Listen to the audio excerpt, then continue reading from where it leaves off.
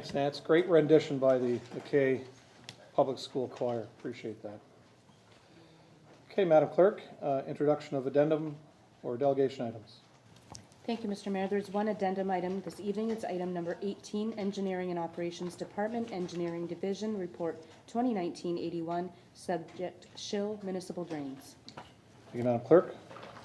Mover and a seconder for confirmation of the agenda. Councillor Bruno, Councillor Desmarais. Any questions? All those in favor? That's carried. Disclosures of interest this evening. Councillor? Mr. Clerk, Oh, yeah. record of the Integrity Commissioner cleared me on the conflict of interest with regards to the employee.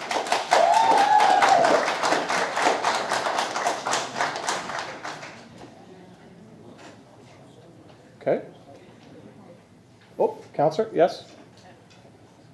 Through you, Mr. Mayor, I declare a conflict of interest as I am employed by Sullivan Manny, the solicitor for Rankin Companies, although Sullivan Manny has not been retained by Rankin Companies for this matter. Thank you, Councillor.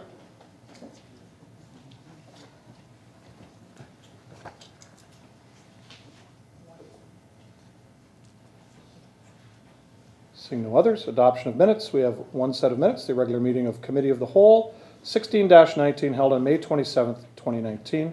Mover and a seconder. Councillor Bodnar. Councillor Wells. Any questions? All in favor? That's carried. Items requiring separate discussion. I'll start with my left, Councillor Bodnar.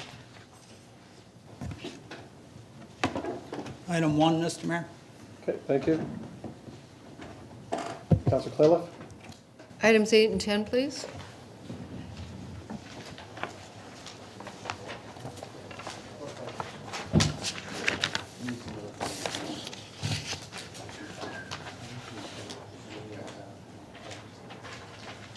Councillor Danch. Councillor Borgard, nothing. Councillor Bruno.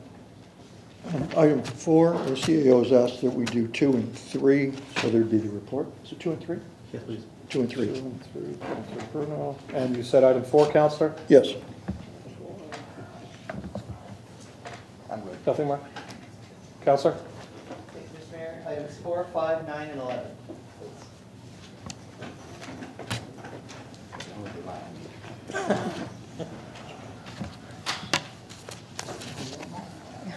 And you said 11?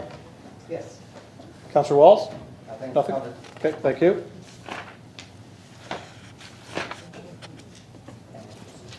Mover and a seconder for those items not requiring a separate discussion.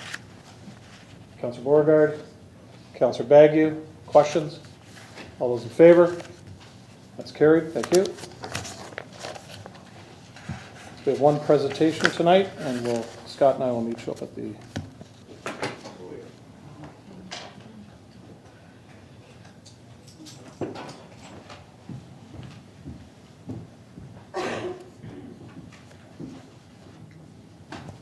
Thanks, Scott.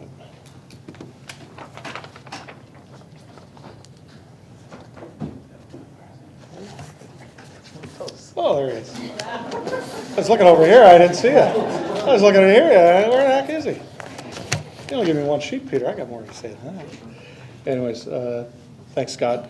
Ladies and gentlemen, we're here this evening to honor a retiree, a recent retiree, Mr. Peter Senez. Peter started with the City of Port Colborne in 1989 as our deputy treasurer, and then he moved up to treasurer. New director was created, and Peter became director of corporate and community services. In his initial role, his responsibilities were for finance, clerks, library, museum, marina, community services, and Peter gained a vast knowledge of all these departments. Pretty fast, right, Peter? Yes, exactly.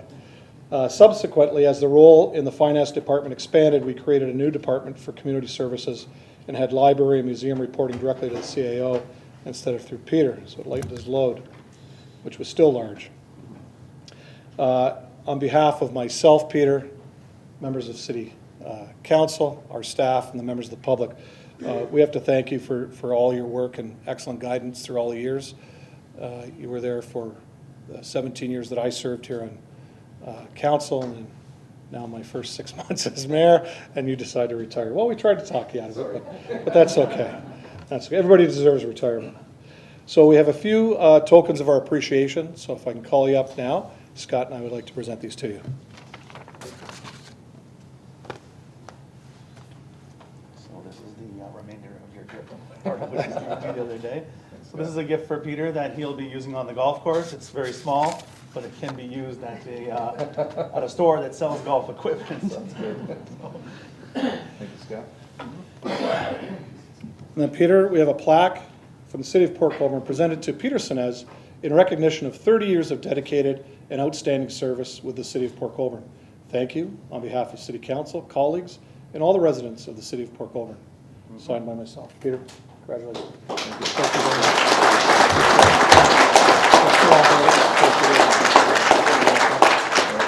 You hold that. There we go.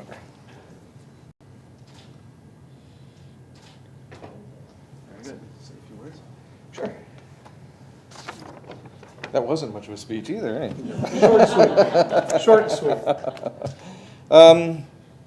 Yeah, I just want to say this is kind of strange for being over on this side rather than sitting over there with staff, but it has been a great 30 years of serving the City of Port Colborne and the councils. This current council, it's only been 6 months, but I felt like I've known you for longer than that. So going through budgets and going through a lot of the strategic plans and things over the years, and with past councils and past mayors, it's been a great adventure for me. It's been really, I started out as actually auditing the City of Port Colborne back in late 80s. And I always said, you know, why would I want to be working for the City of Port Colborne or for any municipality? It's not an easy career. It's not an easy job. But when the opportunity arose itself back in 1989, and I came onto the city, it was a great opportunity for me. And being here for 30 years and being under Cecil Vincent actually had the courage, I guess, of promoting me through to a director and to treasurer, and that was an experience in itself. So it has been a great time working with the city and working with council, and we had a great staff, both at the director's level, the staff of corporate community services, and everybody who worked with me. Was an awesome group of people. I'm glad all these people showed up for my retirement too, so it was quite nice. Exactly. Yeah, so it's been a treat. So I just want to say thank you for everybody, for everything that you've done for me over the years, and I'm just looking forward to spending time with my lovely wife, my family, and hopefully some grandchildren in the future. So we'll see. Thank you very much.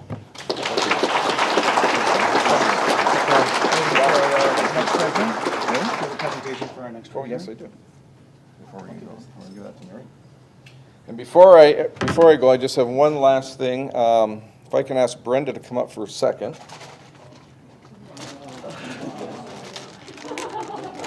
So Brenda is our new Director of Corporate Services and City Treasurer. And there's been a long-standing, I wouldn't say a joke because it wasn't really a joke. We always found money to do everything that we needed to do in the City of Port Colborne. And council has always asked me, you know, please go into the drawer and find money for doing any particular projects that we have. So Brenda, I'd like to present to you. The drawer? The drawer.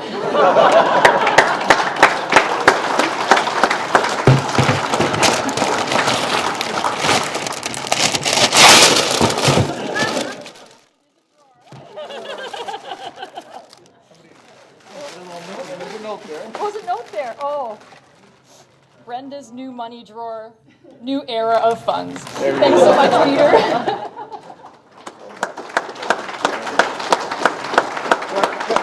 So that can go back in the drawer that it came from. Thank you. Again, Bill. Thanks a lot. Appreciate it. Scott. Thanks. And Peter, obviously without family, with all the long hours here during budget times and other meeting events, we do thank your lovely wife and and children for allowing us to have your time. Hey, we can always find something. Anyways, good. Thank you.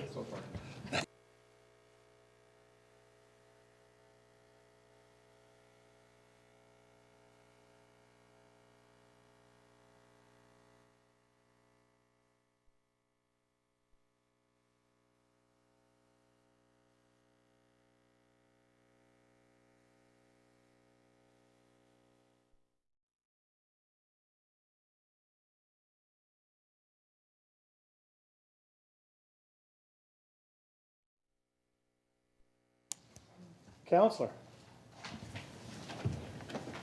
Thank you, Mr. Mayor. Peter, that drawer was full of money when it left. I just wondered what happened to that. But Peter's been steady Eddie throughout his whole career here at the city, and certainly my time as councillor and mayor. He was always a go-to guy, and thank you for all that. I just have to clear one thing up publicly, Peter. You got beat up at your retirement party. If you don't know, Peter's was our goalie during the Mayor's Cup. And they razzed him pretty bad about, the rash on the back of his neck from the red light coming on and everything. But, I thought after, there's a good reason for that. Tom Landon and I were on defense. Right? And Tommy reminded me that, the thing we had you always wanted the goalie to see the puck. We often got out of the way and just let Peter do everything. So I just didn't want that to be left unsaid. Thank you, Mr. Mayor. Thank you, Counselor. Counselor Bruno. Thank you, Worship. I said this to you, Peter, where are you? There you are. I said this to you at at your retirement party, but I'd rather have the citizens of Port Colborne hear it too, what kind of special individual you are. I've been a counselor for 16 years prior to this term, and I can say without a doubt that you were probably the most helpful, the most consistent, the kindest person to share with your time. With all these counselors, all these mayors that you've gone through, I'm sure there were days, and you kept your cool, and you were an outside-of-the-box thinker. I've found you a first-class individual. I think you've made our lives better, those that know Peter, both inside this chamber and outside. You're class act, and good luck in your retirement. Thanks. Thank you, Gary. Okay. Next, we have two delegations. Our first delegation is Dan Giancola on behalf of the Refuse to Lose Against PTSD, Post-Traumatic Stress Disorder, organization regarding treatment of first responders in the Niagara region. Dan?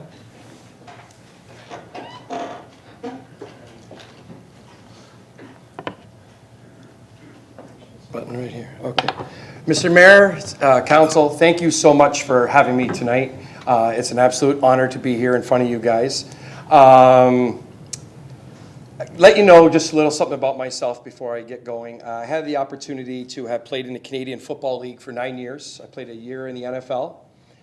My time playing, one thing I really prided myself the most on, honestly, was sick children's hospitals, where I went to for the 10 years and trying to put a smile on kids' faces. When I was done playing, there was a big hole in my heart because I found so much joy of being a part of that. And I wanted to, what I wanted to do was give back to the community. So I started my own fundraising. It's called Give the Boot 2. And then what we do is we pick a cause. So the first year when we did it for a young girl at my fitness studio. She has a very rare disease called cystinosis. It's a terminal disease. There's no cure for it. We raised over $36,000. The second year for the Steve Ludzik Foundation for Parkinson's. We raised $25,000 for Steve. In turn, they gave the money to Shaver Hospital. Last year was a little more personal for me. To make a real long story short, I actually was going to be doing it for autism. And about a year ago today, there was a lady jumping from a bridge in Niagara Falls.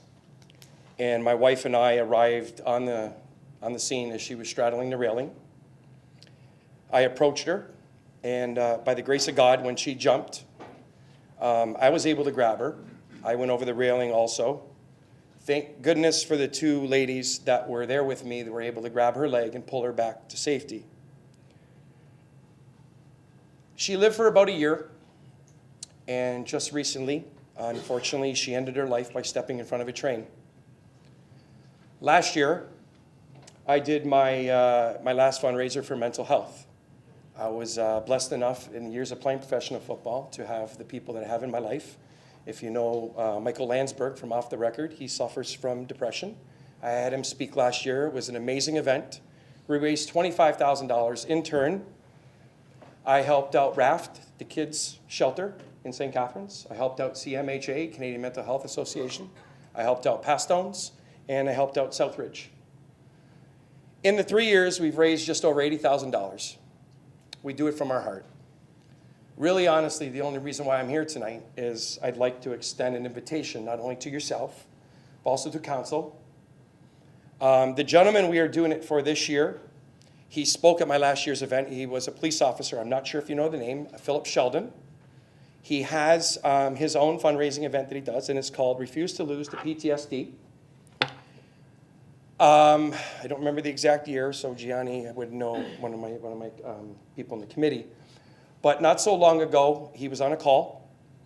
He arrived on the scene, and where there was a boy with mental health issues with his mom and dad, he doused the complete house in gasoline. He doused his mom in gasoline.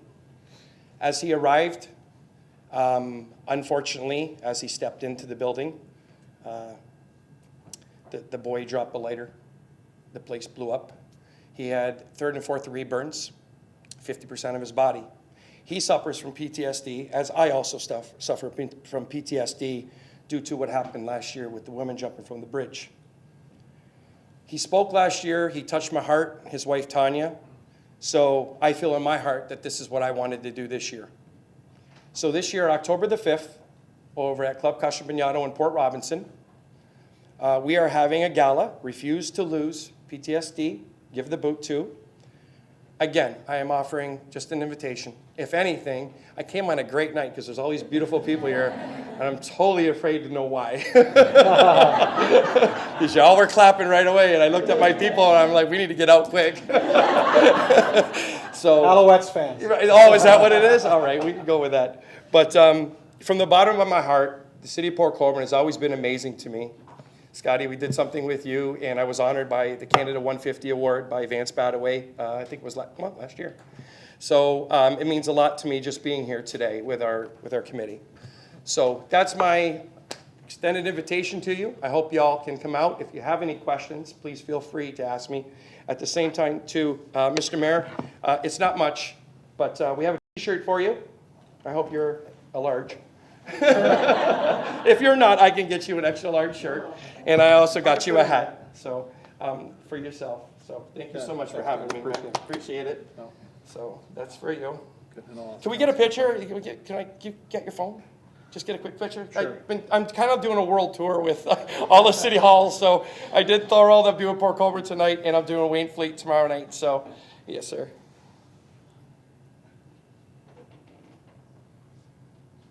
Thank you. Thank you so much for your time, everybody. Oh, you have any questions? Okay, sure. Yeah.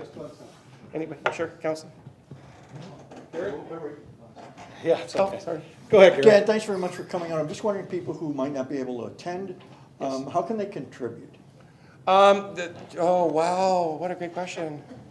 Holy Lord. Well, we have the website. So what I can do is actually, Councilor, I can forward all the information to you, to City Hall, and then I can go that way. Most of the time, it's just everybody we talk to is all people that are kind of attending. But people have done, I know, no pressure. I'm not saying this for pressure. Oh, are you okay? Just watch. Just careful. Being attacked. Most of everybody who we've been talking to, they're coming to the event. So, but I can forward the information to you as far as that. I'll give you the website, and then we can go from there. I love coming to Port Colborne, so I can stop by anytime. Great, So, thank you. You're very welcome. Thank you. Any other counselors? Great, thank you, Council. Danny, thank you. We really appreciate this. Thank you so much. Appreciate Great it. cause, Thank and you. we look forward to helping you out. Thank you very much. Good stuff. Thank you.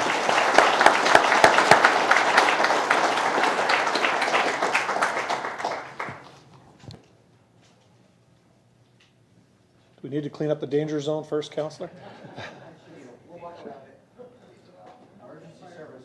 Yeah, call 911 for glass cleanup. Yeah, Counselor emergency. Oh, we'll wait a minute here.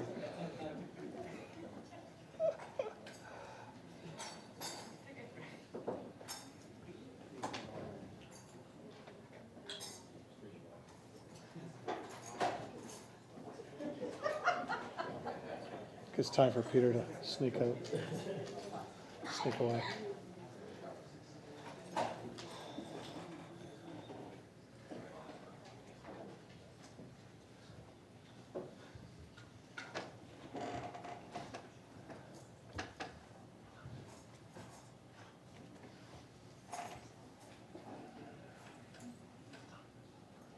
All set. All set, Chief? Thank you, sir. Appreciate that. Our next delegation is Corey McPhee, Vice President, Corporate Affairs, Vale Inco, regarding the Community-Based Risk Assessment, CBRA process, and the Community Action Plan. Corey, come on up.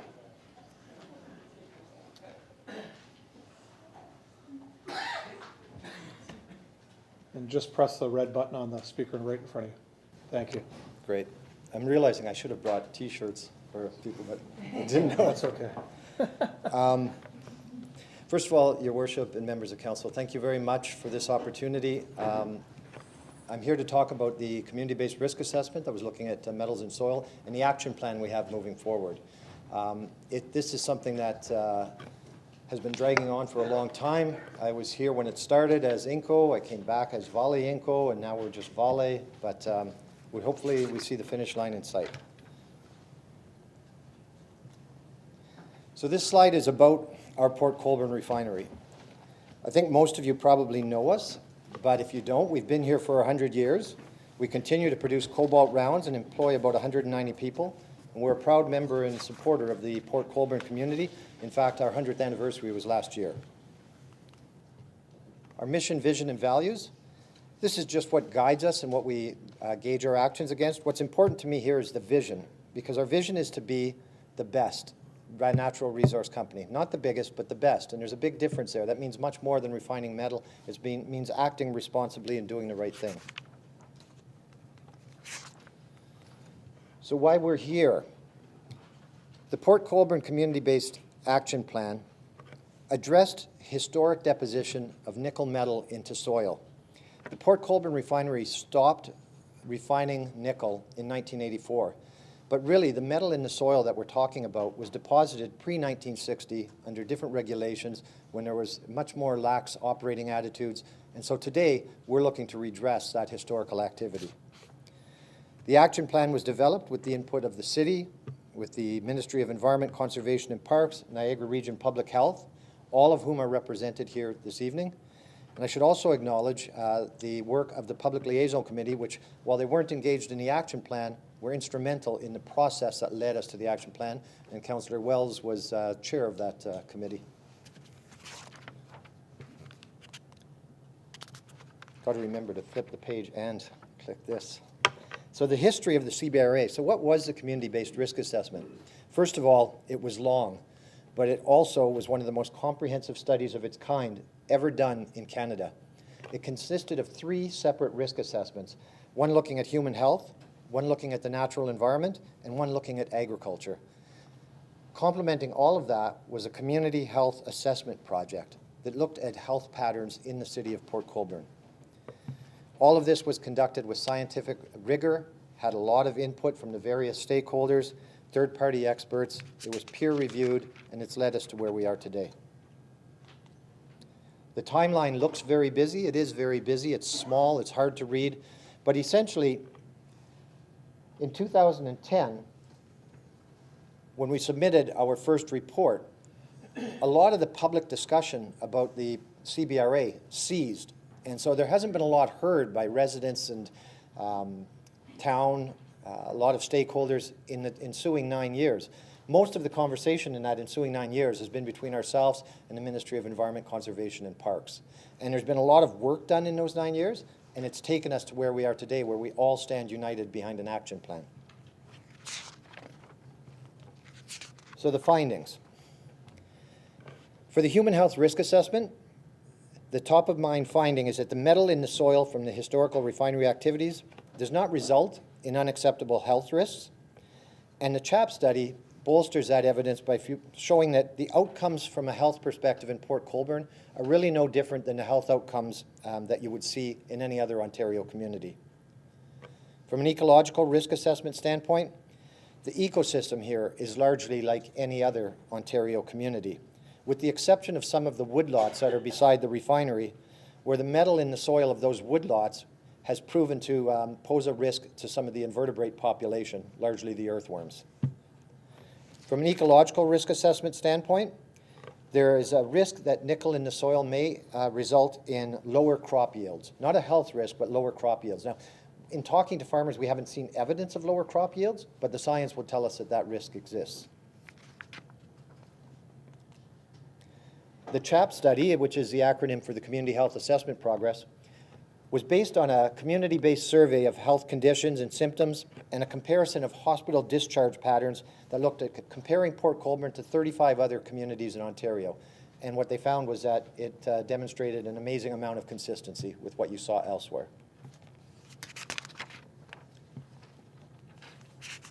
So the action plan, the first thing we did was say, okay, what are the principles upon which we're going to proceed with an action plan? We wanted to align with our values, the two most important of which in this instance are life matters most and prize our planet. We wanted to manage risk so that there was zero harm to people. We wanted to be transparent. We wanted to share with the community, as we're doing this evening, and create avenues for the community to share with us in return. We had it endorsed and assessed by a qualified person.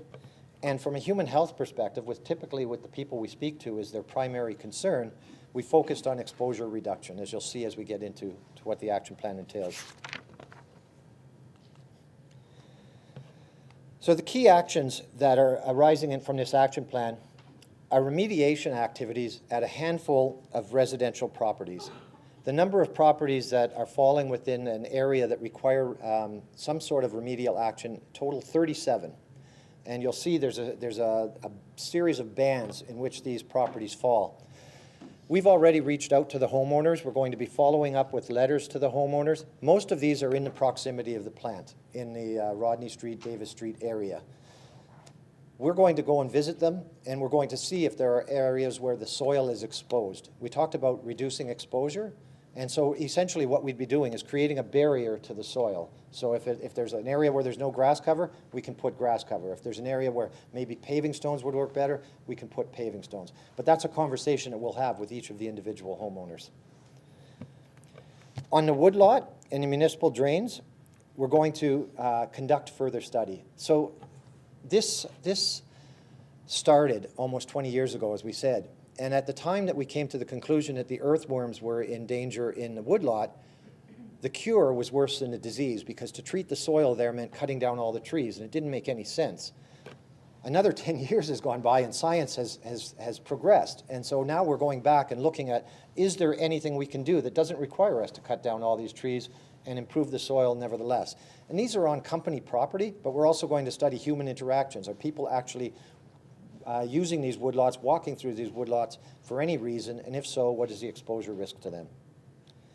The municipal drains, the municipal drain issue is really one of amphibians, so frogs, and we're going to study what happens during storm periods. Is the nickel that's in the runoff a risk to the frog population? So very ecological based. And again, with the agricultural remediation, we're going to talk to the local farmers about ways to treat their soil if they have a concern about the potential risk to crop yields. The last bullet is less of a direct connection to the action plan and more of just a recognition, I think, of what Port Colborne has experienced in the last 20 years as we've gone through this process. And so we are working with the city to create a community improvement fund that we hope will be used on projects that will help to beautify, create green space, something of a lasting nature with the city. And we don't want to presume to know on the city's behalf where that money should be spent. But really it's about just being a good partner in the city that behooves a company that's been here for 100 years and a company that's struggled with this CBRA for the last 20.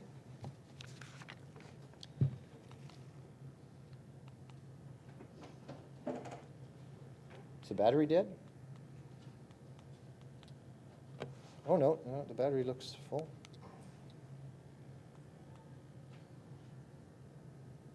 Are you able to advance it there? Oh, there you go, thank you. So these are the bands that I talked about.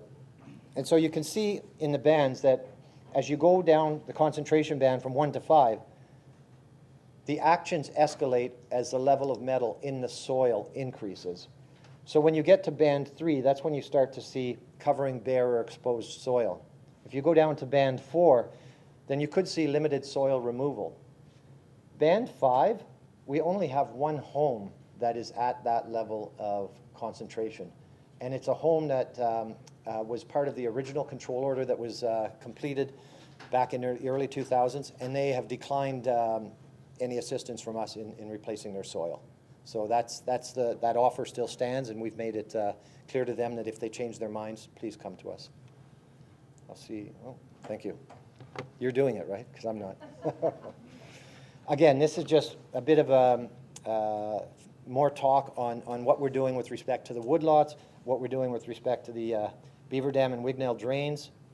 And with agricultural mediation, what we're looking at right now, and if the people who are working the land agree, is deep tilling. So what you'd essentially be doing is cutting the nickel in the soil in half because you're mixing the soil zones. And that's, we think, would be the most effective and efficient means of dealing with the concentrations that we're seeing. Okay. And of course, transparency is a big part of this. We're here today talking to council. We had lunch this afternoon with some members of the Public Liaison Committee just to acknowledge their efforts through this process. We've launched a website at valley.com/CBRA. We've activated an email address, portcolborn.questions@valley.com, reached out to homeowners, and we just want to be available. So this is live now. The mailbox is live. The website is live. The website is more than just our action plan. The website is our repository of all the documentation through the 20 years of study. So it's all there, and it's all in one place for people, so hopefully that's easy. Okay. And for more information, again, this is the website, the question line, and Eric, as a party, who is here, is the project manager for this. So Eric will be the face of Vale dealing with the community residents in the area of proximity to the plant.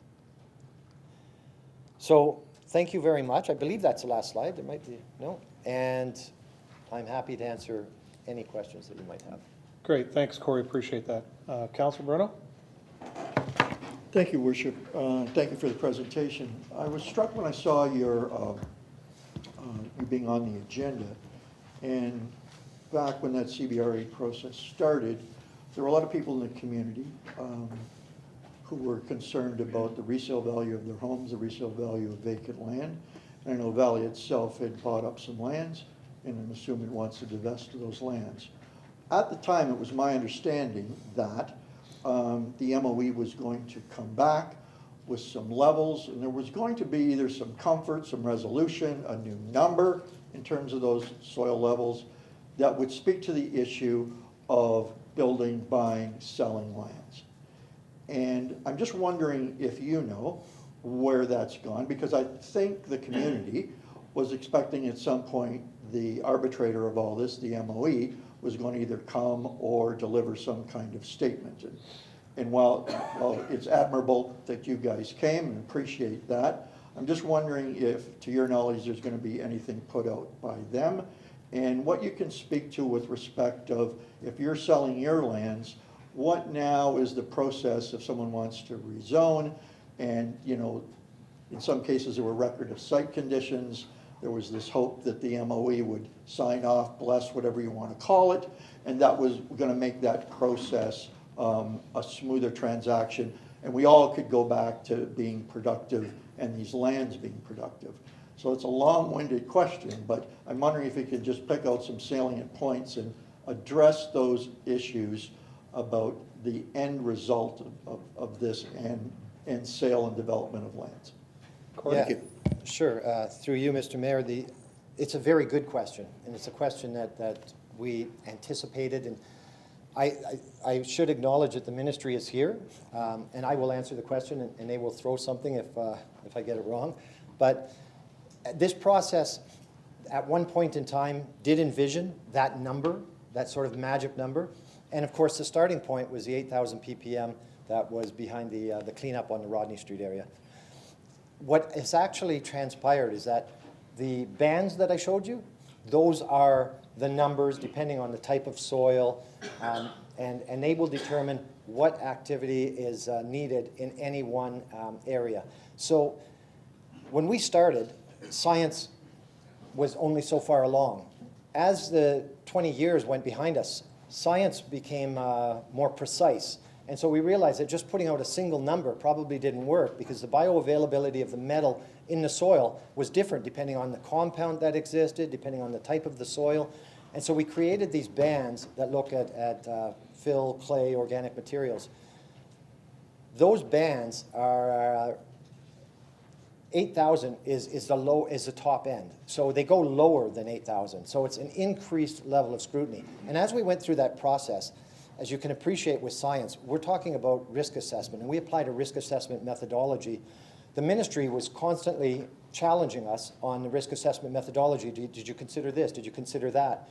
And at the end of the day, we came to a point where we said, we're going to develop an action plan that, regardless of whether you adopt risk assessment A or risk assessment B or risk assessment C, it's going to provide the required level of protection. And that's where we've ended up. So the risk exposure reduction by reducing the exposure to the soils is really the outcome. But there's not going to be a 7,500 or a 6,000 number that governs all of Port Colborne. And when you talk about properties, tomorrow we're going to be, we've invited some real estate people, we've invited mortgage financiers, bankers to a lunch over at our club. And we're going to talk to them about the fact that we don't believe, based on the results of the study, that there should be any stigma associated with Port Colborne. As far as I'm concerned, Port Colborne should be open for business. And we are a landowner in Port Colborne, and if the land is not critical to our operations, then we would be very open to putting that land back into play and making it available for development. Did that answer your question? Counselor? Somewhat. I'm not going to pretend that you'll know the Planning Act, so it might be a joint answer between you and our planner. But my concern is that whilst you might be talking to financiers and banks and giving them comfort, at the end of the day, someone goes to develop the property that you sell or the property that a landowner there sells. And the Planning Act's not speaking to 7,000 or any other number. The Planning Act might be speaking to, you're taking this from ag and you want to make it residential, and so you've got to quote unquote clean up this property. So my concern is that this whole endeavor may not have resolved that issue after 20 years. And again, that may be unfair for you to answer with respect to the Planning Act. I don't know if the MOE can comment on that or if they're willing to tonight, but perhaps Mr. Aquilina, could you look at that scenario and say, if you were, somebody buys valley land or a farm in Ward 4 or somewhere in what was the Plume, and they want to go develop that land, what triggers site condition, that land being clean? You can't erase what we know, and our planner is in charge of that. And so again, it may not delve fully into Valley's purview, but we're all here representing the entire city, including yourself, on the sale of these lands. And so while this might resolve some issues, I'm concerned that it leaves a big one potentially unanswered. Dan, you have an answer? Yep. Through you, Mr. Mayor, to Councilor Bruno. Under the Planning Act, you have the regulation by the province, Regulation 15304. And that is the regulation dealing with record of site condition. And if a change in land use is to a sensitive land use that triggers, then the need for a record of site condition has to be done. So if there's a change in zoning to a sensitive land use, then a record of site condition would be a requirement on that property. Counselor? Just wondering, outline sensitive land use. I'm thinking it's ag to residential, the developer buys it, perhaps he buys it from Vail. It comes a planning application here, you have to look to circulating that to agencies. Is plain and simple, is that buyer developer going to be going through different hoops because of the contamination there or because of these levels?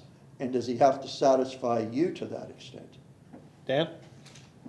Through Mr. Mayor to Councilor Bruno, the change of land use is important. Going from agricultural to residential is not going to trigger that. Okay. If it's a industrial or commercial property to then a residential use or institutional use, that triggers the record of second edition requirement. Okay. Okay, Thank you, Councilor. Mayor. Good. Councilor Bodnar? Thank you, Mr. Mayor. A comment, it's nice to see you here, Corey, and a lot of people have been waiting to get to this point. I'm glad we're here, although there's a distance to go yet, but that's a big hurdle. I just wanted to thank the people on the Public Liaison Committee, and that was headed up by Harry, and a few people came and went, and that was a long process, folks. That was stressful on those people. I was here for some of it in that corner office, sat in on a few meetings. It consumed their life for a lot of times, and they listened to some, anyways, tough meetings they had, tough meetings. So I think the community owes gratitude to that committee, and I think that shouldn't go unrecognized. So thank you very much. Thank you, Councilor. Councilor Desmarais? Thank you, Mr. Mayor. Through you, Corey, I do thank you for your presentations this evening. And my main concern is, does this now give my community a clean bill of health? Can the MOE say, this is it, it's safe, it's clear? Can we make that statement to the bankers and the financiers out there, because we continually have difficulties in people being able to obtain mortgages and people being able to transfer lands around? Can we make that statement? And if we can't make it today, when can we make it? 20 years is a long time. So, through you, Mr. Mayor, to Councillor Desmarais. That is the message that I intend to share tomorrow with the bankers, with the real estate community, and where we talk about remedial activities on these 37 properties, it's not for any acute or immediate risk. There's levels of conservatism baked into this. So we've been very, very conservative in estimating the amount of bioavailability, conservative in estimating other things like the sensitivity of the receptor, which is, in this case, we're basing it on a toddler receptor. So I think that there's absolutely no reason that anybody should be denied mortgage insurance or that anybody should be having a hard time selling their property. And I think that, and I'm speaking on behalf of the MOE, but they're here and they can contradict me if I'm wrong. What brought the MOE, I think, to the point that they could align with the conversation was that where there is a potential for more risk, where the science could tell you, depending on the variables that you plug in, take care of it. And so that's what we're doing by creating these barriers. So in every one of these homes, when we go in there, we will leave there and they would be no more at risk than somebody living in any other community. That would be my observation. And I think, just to make a comment on the prior conversation, if I may, I don't, you're absolutely right, Councillor Bruno, I don't understand all of the planning requirements, but I can tell you that we talked about them a lot, and at the end of the day, Reg 15304, is that what it is? Yeah, okay. It applies across the province. And I can only tell you that the one comparator I have is my hometown, which is Sudbury, where we did a soil study, and they have to comply with Reg 15304. The action plan coming out of Sudbury was a biodiversity effort. It's a biodiversity action plan. And they've seen no slowdown in development, no impact. So I really think it's unfair to Port Colborne that you have seen that and that it has been a stigma. And so whatever we can do to help erase that, we want to. Councillor Desmarais? Thank you, Mr. Mayor. Through you again to the presenter. Corey, thank you for your answer, but it really wasn't an answer. What I really need to know is, Do we get a clean bill of health? Will we get that? And I think I need the ministry to be able to speak to this one. And if not now, when? Okay, and again, as Councillor Bruno said, providing comfort to the bankers is no guarantee. It helps us not one little bit, because you've been providing comfort, and you know, kudos to you for doing it for these 20 years, and it has not yet had an effect. There's nothing to say that it will. I think the only one who could make a difference here is the MOE. They are the governing authority. They're the ones that we look to give those answers. So if we can get it from that, and it can be a widely made statement, everybody has it in print, that may have an effect. And that's actually what I'm looking for. Corey? Thank you, Mr. Mayor. Through you, Mr. Mayor, to Angie. I'm extremely happy to be here. I was not part of the early process. The folks that were from the Ministry of Environment have all retired now, which is a reflection of how long this took, which is unfortunate, but the point is we are moving forward. And as Corey said, there has been an extensive amount of back and forth over the last 10 years, trying to land on something that will bring this community forward and bring a closure to this particular issue. And we're there. And as Corey said, everything that's been studied so far, and a lot has been learned through this process, and with all the input from the Public Liaison Committee and the technical committees and the various consultants and experts that have been on this file, through all of that, an enormous amount of information has been learned. And what's important is through all of it, there's been no evidence of health impacts in the community.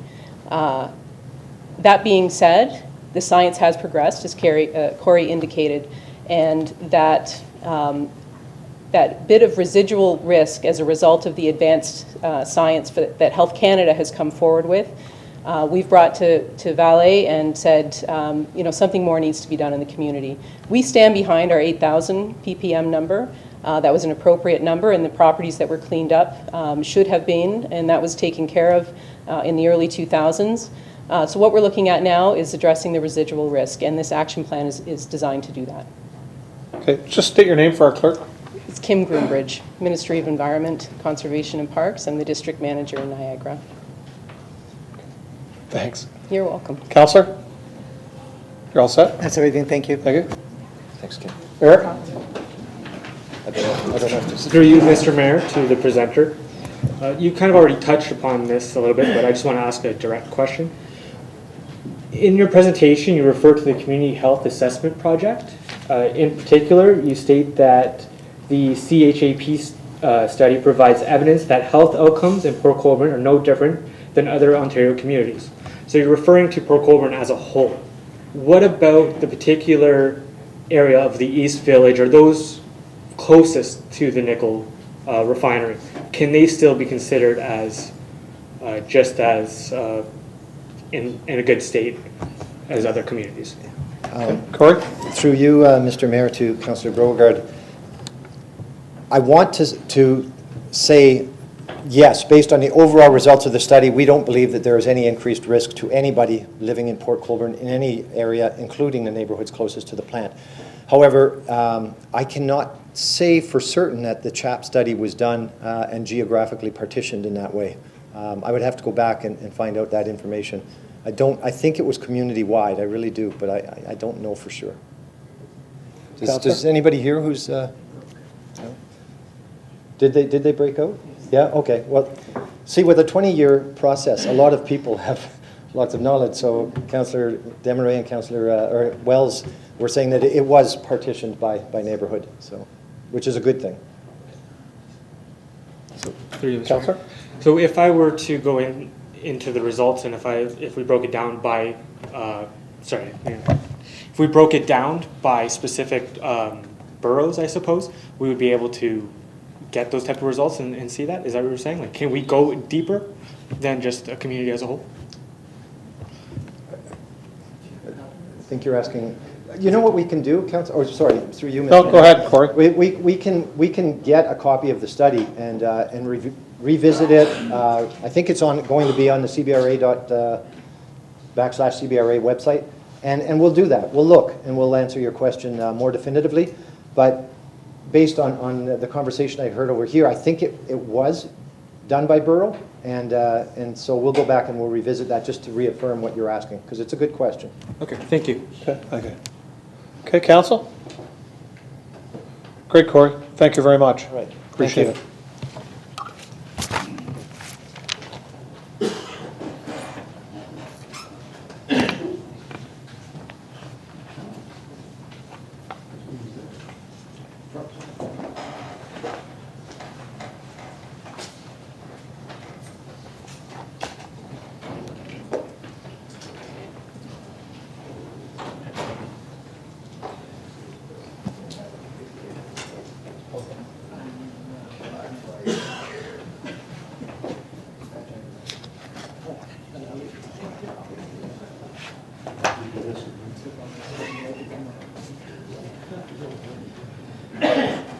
Okay, now on to the mayor's report. It's not very long tonight because we do want to make sure the Raptors bring home the championship.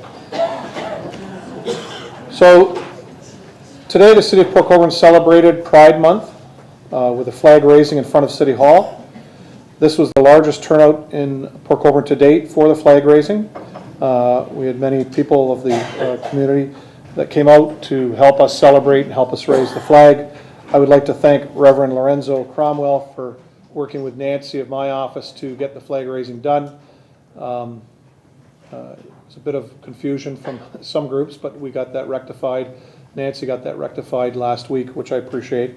And Lorenzo coming together and organizing this event today was very, as I said, very well attended. We had lots of discussions with those that were there, and lots of photo opportunities for the people with our flag raising. So we're a very inclusive community. We strive for that. That was my message today.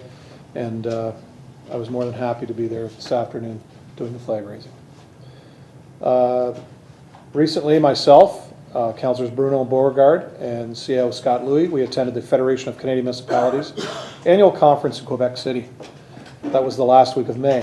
The conference gave us an opportunity to meet with fellow politicians, upper levels of government, ministers and staff, private business, as well as attending several plenaries during our 4-day stay with an emphasis on bringing back best practices and investment opportunities that will benefit the City of Port Colborne. Each of us in the coming meetings will be bringing a report to Council, which is policy for the City of Port Colborne, so we'll be bringing that forward. Last week, I attended the Great Lakes and St. Lawrence Cities Initiative Conference in Sheboygan, Wisconsin. I went there with Mayor Senzik of St. Catharines, who sits on the board, and Mayor Redekop from Fort Erie. It was my first time meeting with this group, and I discovered the real potential to become active with them. We signed the Mayor's Declaration to stop Asian carp. The risk posed by Asian carp in Lake Erie would have a significant impact on our sport and commercial fishing industry. Combating Asian carp will not only safeguard our Great Lakes ecosystem, but also the over $1 billion economic impact the fishing industry provides to not only this community, but communities along the St. Lawrence and Great Lakes. And again, I'll be providing at the same time I do my FCM report, because I just got back on Saturday, a report on that. Just to highlight a few items out of there. We had a speaker that handed out these little flyers, which is pretty important. It says, Don't let it fly or the Great Lakes will cry, a campaign to eliminate balloons from the skies above the Great Lakes. This was first launched in 2007 by a 4th grade class at Quincy Elementary in Zeeland, Michigan. Join the campaign and spread the word. And this is still ongoing today from that same class. Never release balloons outdoors. Properly dispose of balloons after use. Contact schools and businesses that typically release balloons, suggesting alternatives. Ask stores to participate in the Balloon Council's Responsible Balloon Retailer Program. Contact local and provincial officials, this says state, and ask for a ban on the mass release of balloons. And you can learn more at www.balloonsblow.org and www.preventballoonlitter.org. And you can follow this campaign at www.marymcschmidt.com. If you need that, I have that. Pretty cool from a small class that's trying to make sure that, you know, just another type of plastic, if you want to call it, that gets into our Great Lakes. What I spoke about earlier about the Asian carp, there's a dam south of Chicago that the Army Corps of Engineers has built, but the unfortunate part about it is that it's a temporary dam. So with this Mayor's Initiative, we all signed on to a declaration asking the federal government and the Army Corps of Engineers in the United States to make this permanent, to make sure that these fish in the Mississippi Delta and on north up towards Chicago do not enter the Great Lakes. It was hugely important.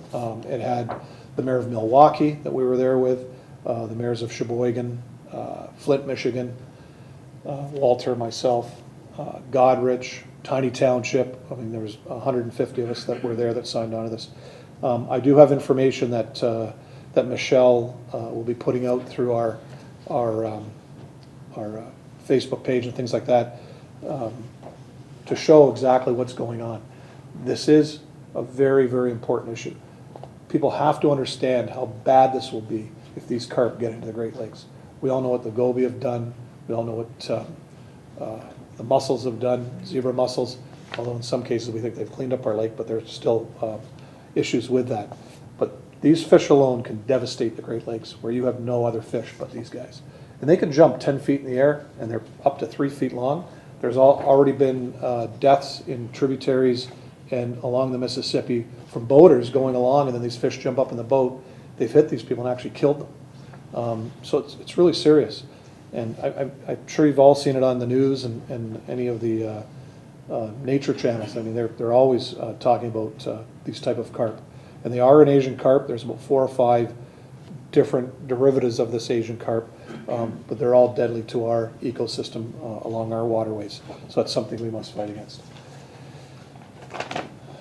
So June 6, 2019, as part of the 16th Annual Conference of the Great Lakes and St. Lawrence Cities Initiative held June 5th to 7th in Sheboygan, Wisconsin, United States and Canadian mayors joined together in making an urgent call for action against Asian carp. Mayors from the U.S. and Canada signed the Mayor's Declaration to stop Asian carp, highlighting the need to act quickly and decisively. Since the first Asian carp appeared in the Great Lakes and St. Lawrence Cities Initiative have taken this issue very seriously. These 4 fish species from Asia called Asian carp were introduced to clean up ponds in the southern U.S. Unfortunately, spills and flooding allowed them to enter the Mississippi and other rivers where they have made their way to the edge of the Great Lakes. Threatening the Great Lakes and the St. Lawrence River, humankind has created this problem, and now humankind needs to take action to rectify the situation, said Michelle Morin Doyle, chair of the GLSLCI Board of Directors, and she's deputy mayor of the city of Quebec. The situation is particularly worrying at the Brandon Road Dam near Joliet, Illinois, a real choke point in the waterways leading to Lake Michigan. Its protection is vital for the entire basin. The GLSLCI was encouraged to hear of the recent signing of the U.S. Army Corps of Engineers report recommending new Asian carp prevention measures at Brandon Road Dam. This action paves the way for U.S. Congress to invest in the project.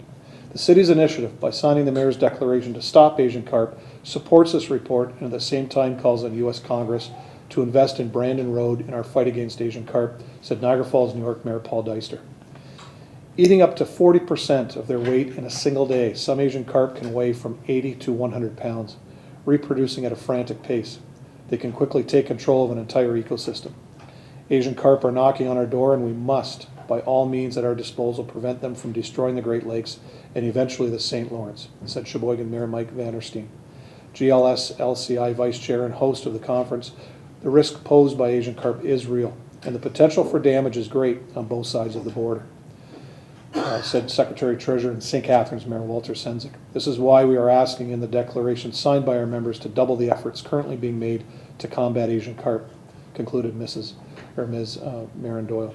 The Great Lakes and St. Lawrence City Initiative is a binational coalition of over 80 U.S. and Canadian mayors and municipal leaders representing over 17 million people working to protect and restore the Great Lakes and St. Lawrence. That was our declaration that was signed, which is going to Congress in the United States. On Friday, June the 21st, our first Nickel Beach family bonfire will be happening, starting at 8:30 p.m. Our live music will be by Chris Madronich, local Port Colborne resident that we've acquired. We actually had to turn a few people away, but and we lost one guy that originally said yes. He got called to another gig. He's got a big band that he plays in. So staff got a hold of Chris, and he's agreed to do that evening with us. So grab your lawn chair and bring the family down to Nickel Beach for a great evening. And we thank Port Colborne No Frills for sponsoring the marshmallows and the wafers and the chocolate and all the other goodies that goes along with it. So please come out, and Oscom Steel for building our fire pits for our three that we're hosting over June, July, and September. Questions, councillors? Great, thank you. Next is our regional councillor, Councillor Butters. Thank you, Mayor Steele. Happy to be here. Good to see you all. This is going to be a busy week at the region. Standing committees meet Tuesday and Wednesday, so I wanted to just highlight one of the things that was coming forward in the Public Health Standing Committee tomorrow afternoon, and that deals with the Niagara Prosperity Initiative. So about $41,000 is going to be coming back to Port Colborne. That represents about 2% of the 1.5 million. So of course my question is, how do we get that allocation bumped up? But in the meantime, for 2019, $23,000 of that is going through Strive Niagara geared to help teenage parents. And it provides information, education, skills building, referral, and expert supports. The participants will experience greater immediate stabilization, improved outcomes for long-term success, and the early intervention is really geared to help break generational poverty cycles. So that, I think that's probably pretty good money spent there.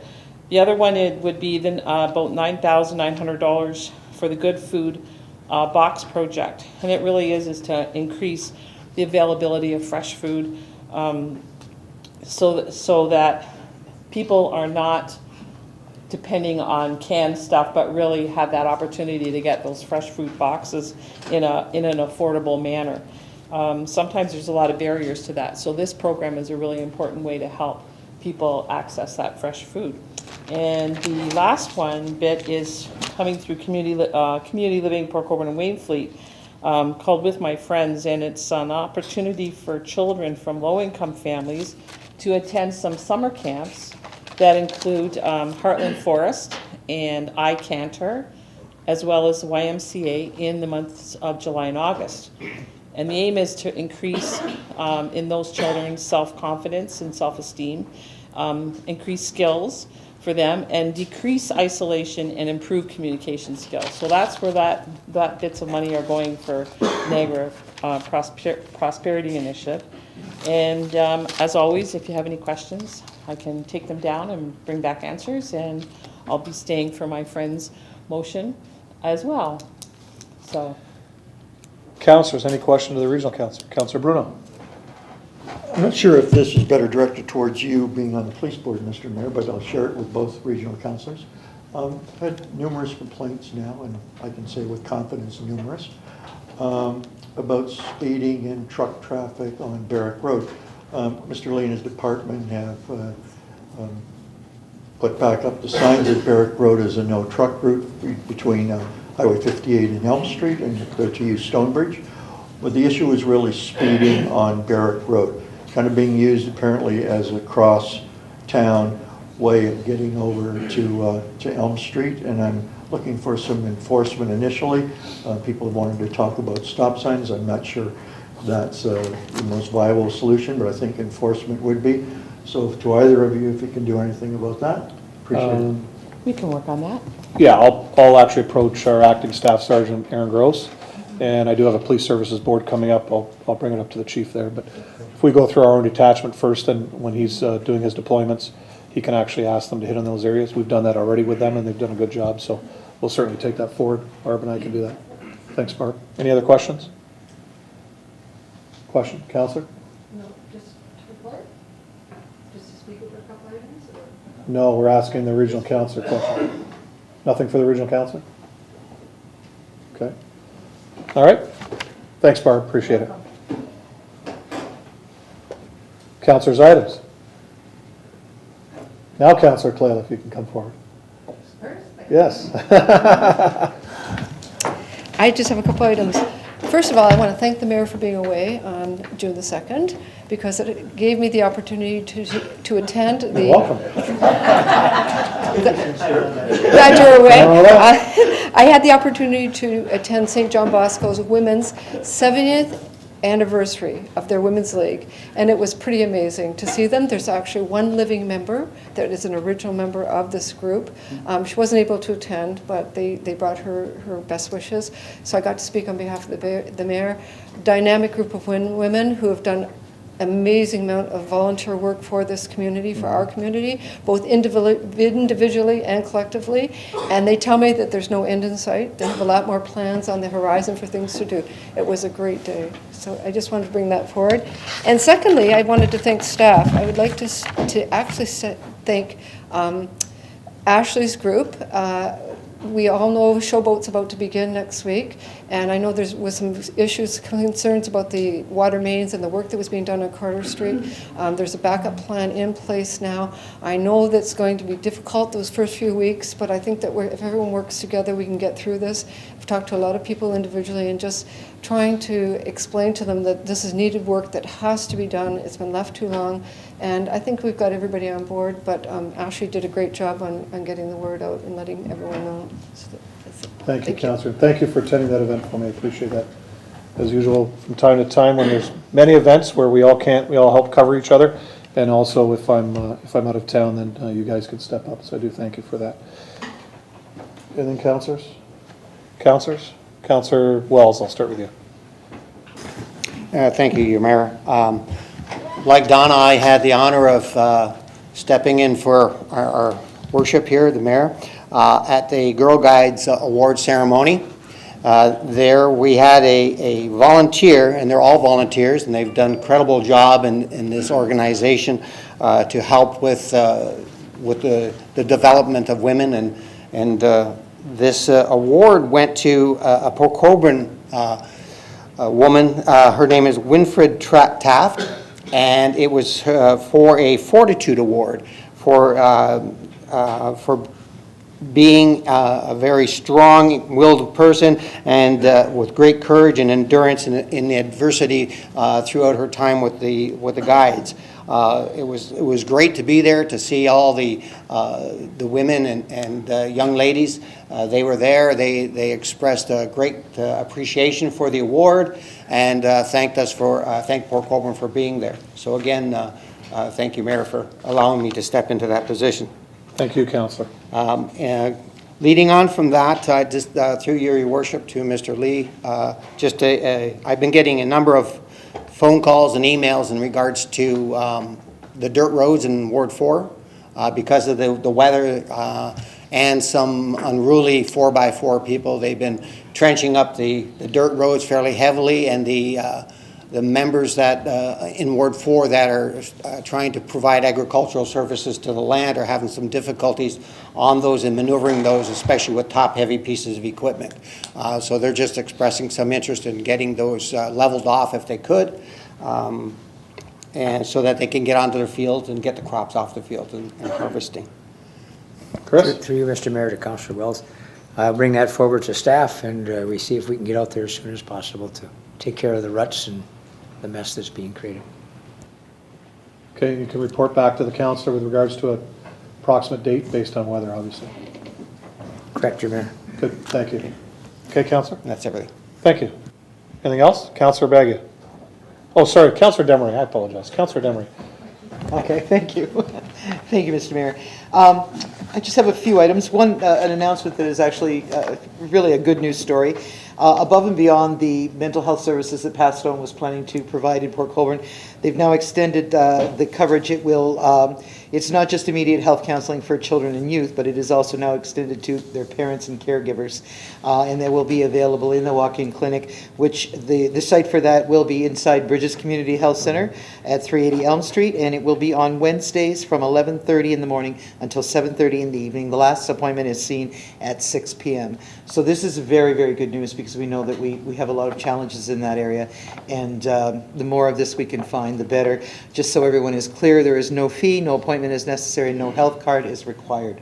So this is about as accessible as anything could get. It's very good news.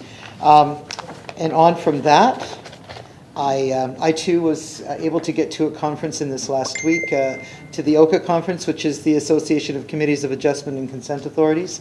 4 days in Toronto, most of them with rain, but it was we were indoors for most of the time. That was fine. But during that time, I got an opportunity to take part in 8 different workshops.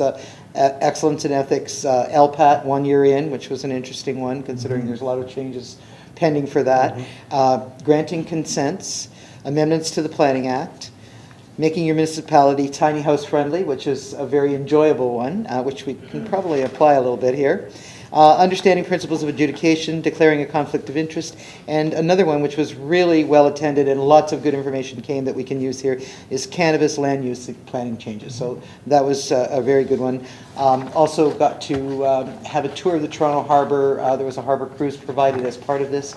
And during that cruise, I was very pleased to see that all of the plastics that would normally you'd find on a dinner cruise and a boat were replaced with paper or even there was even some glass provided, which I found odd, but no straws were made available, nothing like that, and they made it very clear that they wanted to see no one throwing anything overboard, so they were really, really very diligent about it, and I'd like to see us start applying those kinds of things for all of our events as well. So it was a good thing. So there was that, and by the way, that OCA conference was really 4 days of learning and sharing with loads of other people from all around the province, people that sit on committees of adjustments and people that are municipal planners, lots of municipal planning staff, and a lot of councillors, because now it seems that a lot of committees of adjustments have more councillors on them than they ever have in the past. So there were many of those there too. So there was a lot to learn. It was really quite good. The other thing I'd like to announce, and this one is really quite disturbing. Councillor Beauregard and I had a meeting planned for this Thursday night. We were going to have a meeting for mostly the area of the East Village, but just a little bit, actually everything south of Bell Street, and in from Davis Street to the canal. Just to be able to explain to the people there what the city is proposing in the way of land use changes, that sort of thing, understanding the zoning changes that are proposed. I had all the printouts ready to be able to pass the information out to them so that they're not unclear at all as to what's going to be happening, and they have a vehicle by which they can share their feelings, and we can bring that back to council so they would understand it, so that the rest of council could hear it rather. But unfortunately, there's been a lot of problems with getting that sorted out, and there are some people who are intent on making this about something else. And that's just not going to be something that's worthwhile. People don't understand that this is not a city meeting. It's something that I wrote the check for. It's that simple. We do this because it's what you need to do for the people in your community. But I'm not going to have that hijacked for anything else. So the meeting is now canceled, and Councillor Beauregard and I are going to sit down and work out a plan whereby we can still get that information out to everyone so that they're armed with the information before that comes back to council. And will be able to bring their information forward. So it's unfortunate, but this is what does happen, and just didn't want to have that happen. Those people deserve more respect than that. So thank you, Councillor. Thank you. Any other questions? Councillor. Thank you, Mr. Mayor. I'll try and keep it on the very nice side for Mr. Lee. A month or two ago, you promised us the railway work would start on, is it Bellamy and Clally, the railway crossing? In June it's going to start, and I'm just wondering, I drove by today and I must have missed the trucks or something, I don't know, but can you tell us when it's actually going to start? And for real though, this time. Chris? Through you, Mr. Mayor, to Councillor Bagu. Yes, the region has actually set out a communique, and they'll be putting it on their website. For the road closures, it'll be happening on the week of the 17th. The road will be closed for 3 days, and there'll be detour lanes and traffic controls as part of that project because of the railroad crossing reconstruction. Councillor? Thank you very much. We might as well start on the Sugarloaf and Elm Street one now, so 2 or 3 years from now we can, that one's getting pretty brutal. I have a newer vehicle and it still has a hard time going across that one. through you, Mr. Mayor, to Councillor Bagu. That one is actually on Trillium's repair list, and that will be done after all of the activities in the park at the end of Labor Day. So they wanted to avoid having all that construction process and all the logistics involved with all of the events, from fishing tournaments to canal days to... Okay, Councillor? How'd you find a new Lada? A new Lada. You were able to find a new Lada? No wonder it couldn't go over those tracks. No, Lada, L-A-D-A. Don't you remember the Lada dealer in Port Colborne? People remember it for the wrong reasons. Okay, nothing else, councillors? Consideration of items requiring separate discussion. Councillor Bodner for item 1.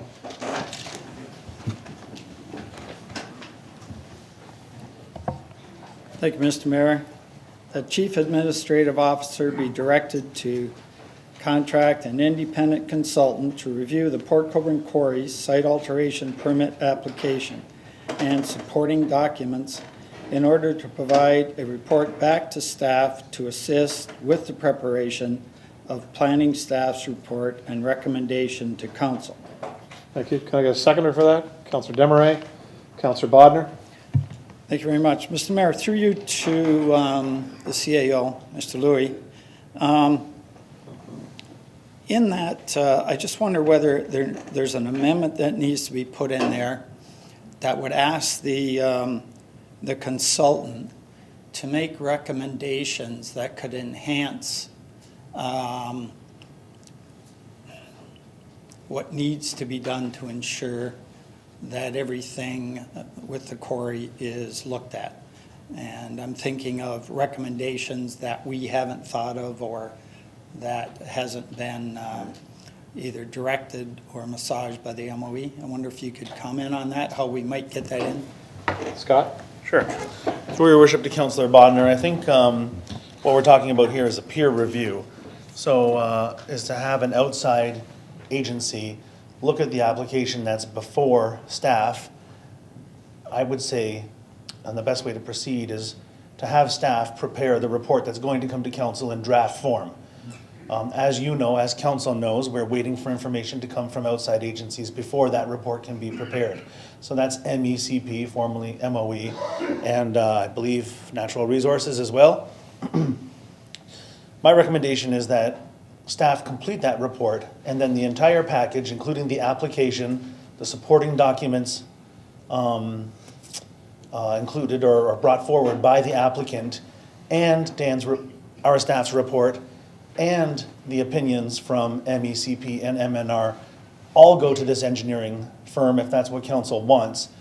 And then an answer comes back, or an analysis comes back from that engineering firm, and then the report can include those things and move from draft form to the submitted to council form.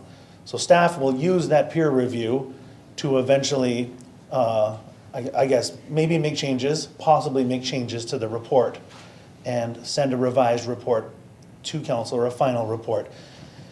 So when that peer review is taking place, one of the things that we can request that that consultant does, because this is an outside third-party consultant, is that they give us some analysis of the application that's before us, and sort of a second set of eyes, is there something we're missing? If council was to choose to proceed with granting the permit, these conditions should be in place. Or council shouldn't proceed to grant the permit, or whatever the end result is. But that is one of the things that I can ask if I'm directed through this motion, and maybe it would require an amendment to this motion to say that staff be directed to get opinions on, recommendations for conditions. That doesn't mean we're approving anything, but if that's the avenue that eventually the city goes down, that those conditions be recommended by this agency that will review it. Does that make sense? Councillor? Thank you, Mr. Louie. I think I'd be happy to make that as a friendly amendment to my amendment, if that's, my motion. If Accepted that's by okay. council? Councillors? Accept that as a friendly amendment? Okay. So we're not narrowing ourselves to anything. It allows staff to be very broad on this, which I think is important. Okay, councillor? So that will be included with this. Okay. All right. Any other questions? Councillor Desmarais. Thank Thank you, Mr. Mayor. Just further to what we're discussing right here about this particular motion, I was taken aback to see an email come through today from the Greater Niagara Chamber of Commerce that not only does not support us hiring an outside consultant, but it makes statements that staff has already informed us that we should go forward with this. This is the sort of thing I'm hearing. I'll read it. It says, "We are satisfied, as are Port Colborne City staff, that their plan is in accordance," and we're talking about PC Corey's plan, "is in accordance with industry best practices and will ensure that the site is clean and uncontaminated." I just wonder, because this has not been decided yet, and I haven't seen staff tell me that, I'm wondering where that comes from. I would just like to ask staff, have they made comment to the Greater Niagara Chamber of Commerce at all? Where would they get this information from? Dan? Through Mr. Mayor to Councilor Desmarais. Sorry? Through you, Mr. Mayor to Councilor Desmarais, I have not had the conversation with the Chamber of Commerce, so I'm not sure where those comments are coming from. And Councilor, this isn't our Chamber of Commerce? No, this is a Greater Niagara. Which is on the north end of the region, so just so people know that it's not our local Port Colborne, Wainfleet, Fort Erie, Welland. Absolutely, absolutely. Pelham. And I do thank you for that, Mr. Aquilino, because it really bothers me when somebody tells me that staff said something or promoted an idea when I certainly haven't heard it, and I was really quite surprised because I don't think that you would be doing this. So anyway, just I intend to disregard this, and I would hope the rest of council does as well. Great, Councilor, appreciate that. Councilor Wells? Through you, Your Worship, to Scott, just for a clarification, when we go out to the market on this, is this going to go through a normal tender process where we'll prepare a scope of work and then put it forward?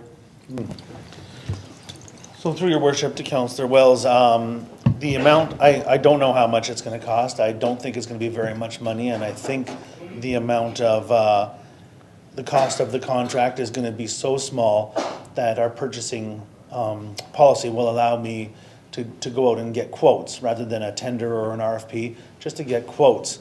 Now, when you go to engineering firms, obviously there's different scopes of work, I guess, that can affect the number of hours that are spent on the project and the amount of the bids. So it'll be my job, I guess, since I'm the one who's being directed in this motion, to sort of go ahead and use some kind of a scoring matrix to make sure that we're getting exactly what council wants. But my understanding is it's going to be a complete review, a complete filed review, basically of the entire submission, which includes past staff reports to council, the application itself, the supporting document provided along with the documentation supported along with the application, and the outside agency comments, including ministries of natural resources and environment and whatever the C is in parks, conservation and parks, MECP. So yeah, it'll be a complete and total file review with a recommendation back to staff. Staff will then incorporate that recommendation into the final recommendation that goes to council. Clear? Okay. Councillor? Just to follow up on that, Scott, because this is such an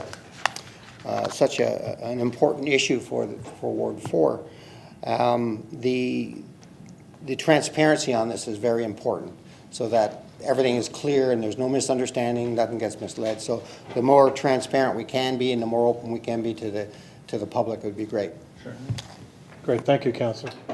Councillor Bagia? Thank you, Mr. Mayor.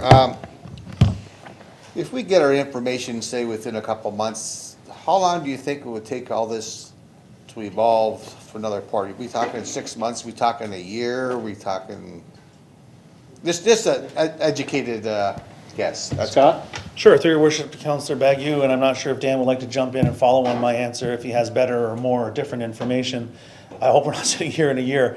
The thing that we're waiting for is outside agency comments, and that's been problematic for us because MNR and MECP, two provincial ministries, are really sort of marching to the beat of their own sort of drummer, and the timing doesn't really align with our timing. We have 2 council meetings a month. We would have hoped to have had this report to the second meeting of last month. When we knew we were going to miss that date, we hoped to have it to the second meeting this month. 2 weeks from tonight. The benefit is when we finally get those comments, and I can't say when they'll be, I'm not sure if the director has an expectation, our report will then be created, crafted, written. So once we send that report off for the peer review, that's gonna come back. I think that's the lion's share of the work. So it's just the finishing touches that are gonna be put on after the peer review. So we'll be ready to come to council very quickly after the peer review is completed, because it'll be amending the draft report. The question is that middle stage. How fast can we get to the draft report stage? And that means waiting on outside agencies. I'm not sure if Dan would like to. Dan, do you have an answer for that? Thank you, Mr. Mayor. Through you to all of council. As I said to council previously, I am not going to be bringing forward a recommendation report until, as Mr. Louis has said, I have all of the comments that come from all the agencies. It's not only the Ministry of Natural Resources, it's not only the Ministry of Environment and Parks, it is also the it is also the Niagara Peninsula Conservation Authority. I received comments from the Ministry of Transportation. I'm going to be answering all the questions that have came before council and all the emails that have been received.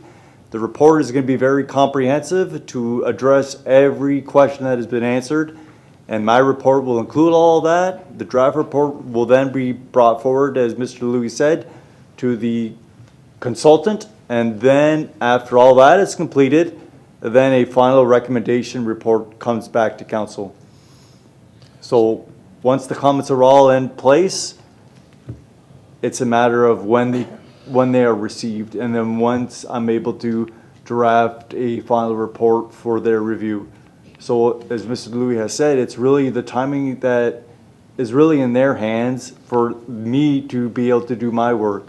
So I can't comment as to when that would happen. They know that it's something that I've been waiting for. Okay, so in essence, they have not given us any timelines, or your office any timelines to date? No. Okay. So we're really at the whim of each ministry, so. But in order for this, when this goes through, it'll allow us at least to get our peer reviewer in order, so that when all that's done, boom, it's put on their desk, so. Councillor Bruno. Thank you, Worship. Just a follow-up to Councillor Wells' point, I thought was good on transparency. My concern is, are we in a tender process, what's the deciding factor? So we go out to qualified firms, we tell them the issue that we have, we want their comment, we reduce the list of qualified firms. Is it then just based on lowest price? Is there then some other kind of selection process as to which consulting firm for the peer review we'll use? Either to Mr. Aquilina or yourself. Scott? Sure. Through your worship to Councillor Bruno, I think I'll make a scoring matrix, and I think the qualifications will be priced, but not very heavily loaded toward price. Typically, when an engineer bids on a job, they in the part of the bid is the team, the project team, and the credentials of the project team. So I think that will be something that will be higher weighted than the price of the bid. The other thing is that an engineer should not have a past conflict, like they should not have done work for this proponent, for the applicant in the past. And I do have I can tell council, because I knew this was on the agenda today, I've already put feelers out with some environmental lawyers and MOE staff to see if there is agencies. So I have about a list of six or nine, somewhere between 6 and 9 different agencies that have expertise in this field, because I think that's going to be more important than saving a little bit of money on fees. Yeah. Okay, Councillor? Councillor Bodnar. Thank you. Just a comment on the timeline. I think this needs to take as long as it takes. I don't think any of us want to see this rushed. I think we want to see it done as possibly as good as we could get it without cutting any corners on anything. And I think that, to Harry's point of, being upfront and everything, that's the important part of it. Whatever it takes, it takes. And I don't think our staff should feel under pressure, and I know Dan won't let anything go through that he doesn't feel is, he doesn't have all the information on. So if someone's worried about time, it'll take what it takes, I think. Anyways, that's what I would like. Thank you, Councillor. So,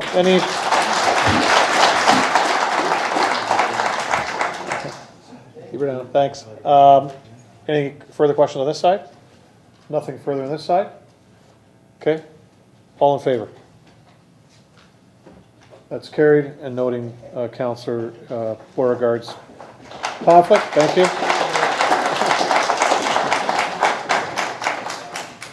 Thank you, but dull roar. Item 2, Chief Administrative Officer, Economic Development Division report is Councillor Bruno. You want to wait 2 minutes? Wait 2 minutes, Councillor? Sure.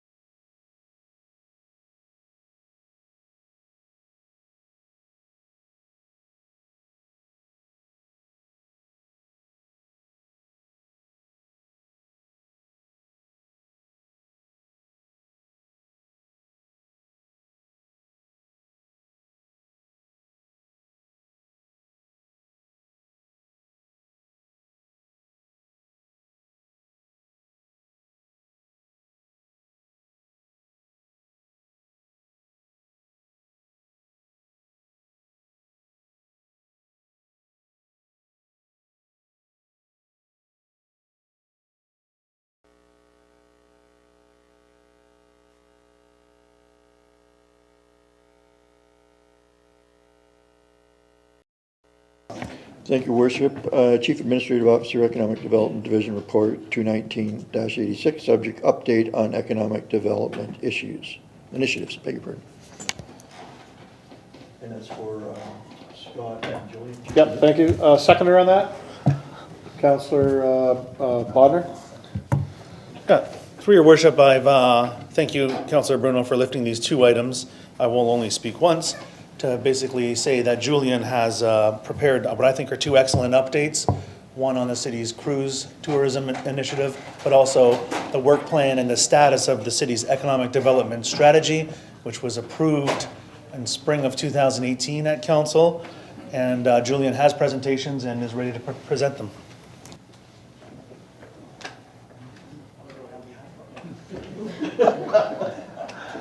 Hi, Julian, go ahead.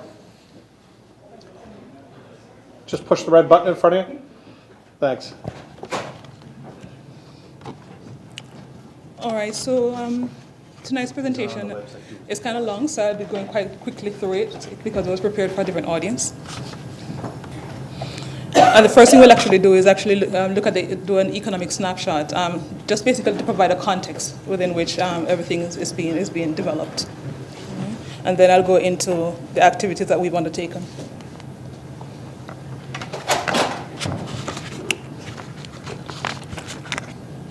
The demographic data actually shows that, and most of us will be aware of this already, but Port Colborne population is actually aging faster than anywhere else in the Niagara region, and also in comparison to the province. This poses an issue in terms of workforce issues and also in terms of service delivery. So it's something that we'd actually have to build into what is it that the community will look like in 5 years or 10 years based on this trend, especially with the fact that this trend is outpacing that of the rest of the region. The population has actually declined in the last 2 census period. The good thing is that there's been a reduction in the level of decline, and I look at it as a good thing. in the last census year, it declined by 0.6%, and the Niagara region in its growth strategy indicates that it expects a compound growth of 0.66% by 2041, and this is a change from the 2031 strategy. That strategy had a section that focused on Growth South.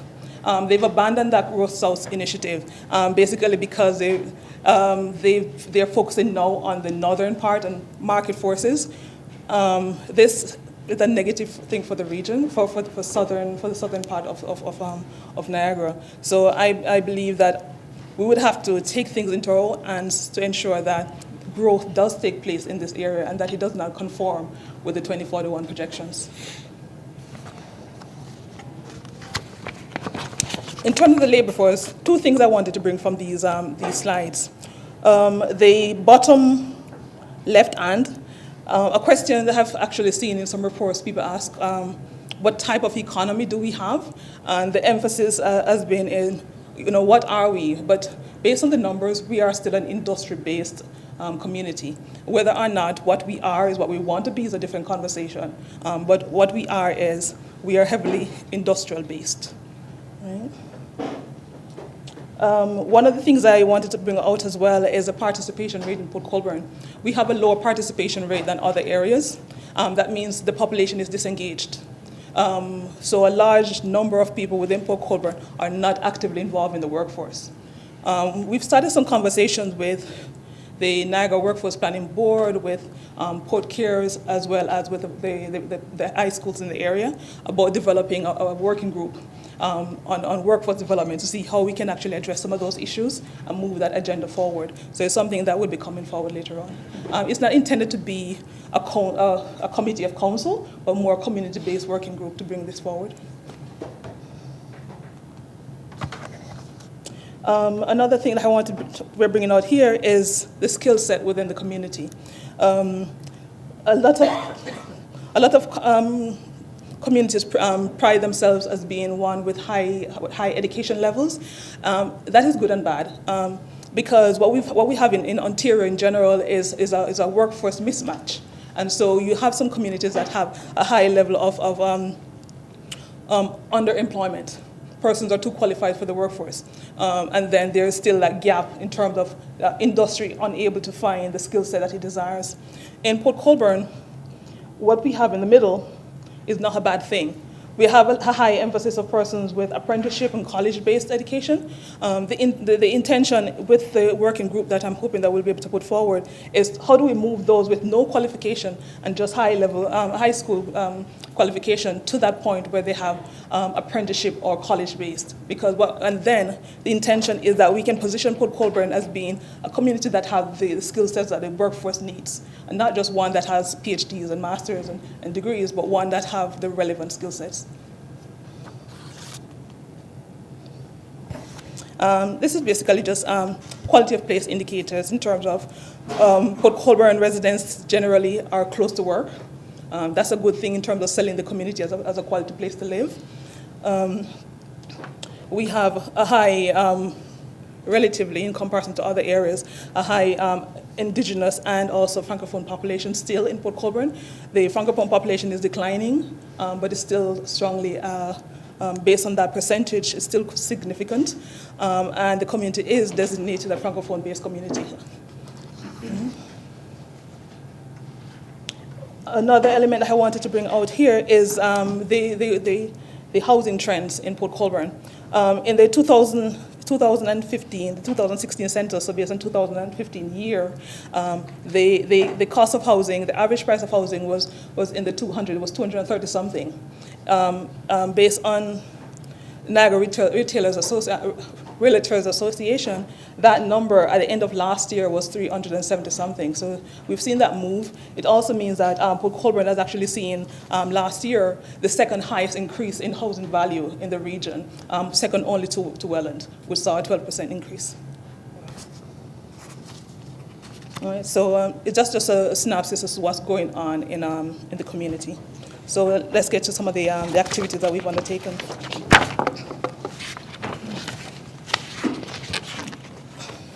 So the I've actually broken this down into two types of activities and different sets of goals. So the economic development goals are based on four primary goals.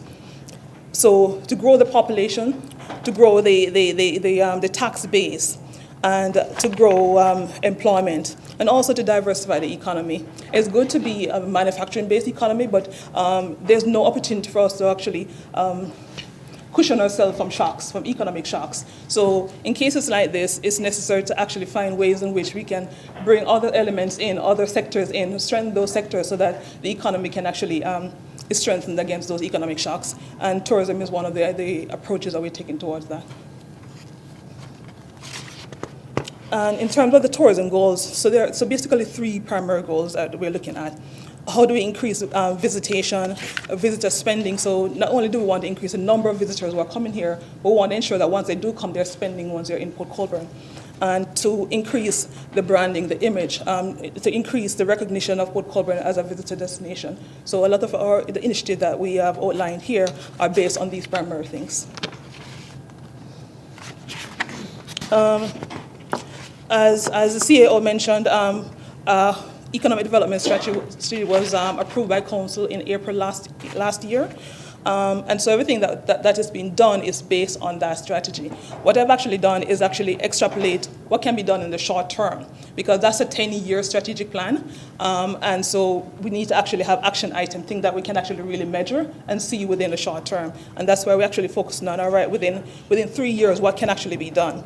So the focus within these 3 years are what I consider to be the three priorities: making the community investment ready, focusing on entrepreneurship and small business development. The intention is that Port Colborne will become a hub of entrepreneurship and be known as a hub for entrepreneurship within Niagara and also within Ontario, and also tourism and destination development.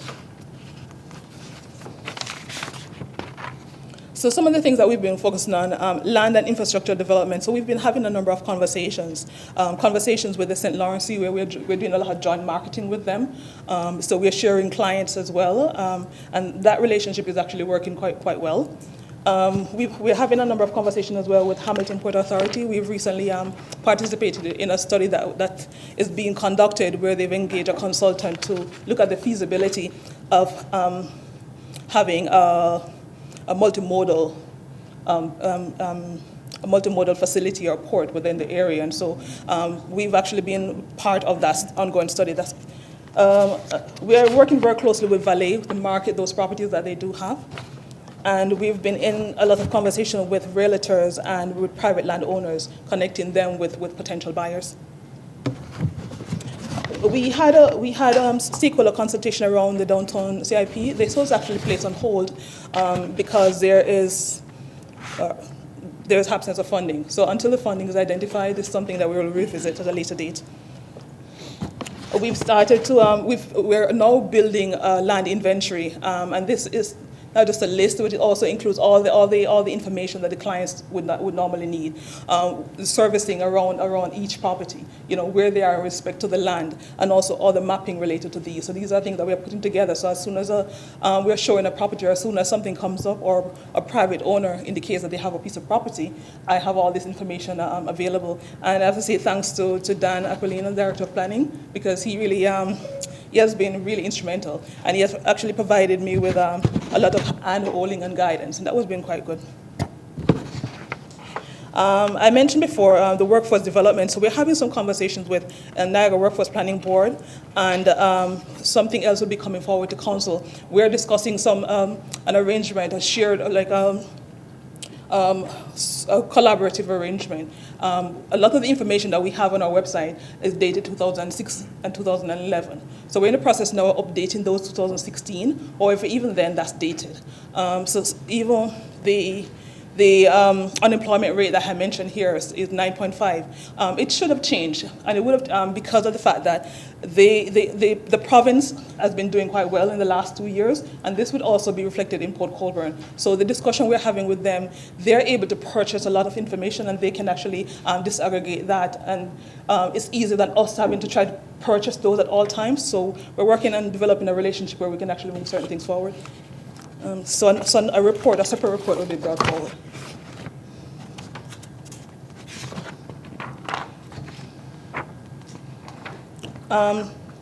sector development. I won't spend much time on this. So we've been doing a lot of work with the Niagara Foreign Trade Zone, working closely with some of our manufacturers to ensure that they are exposed to the incentives that are available from the federal government.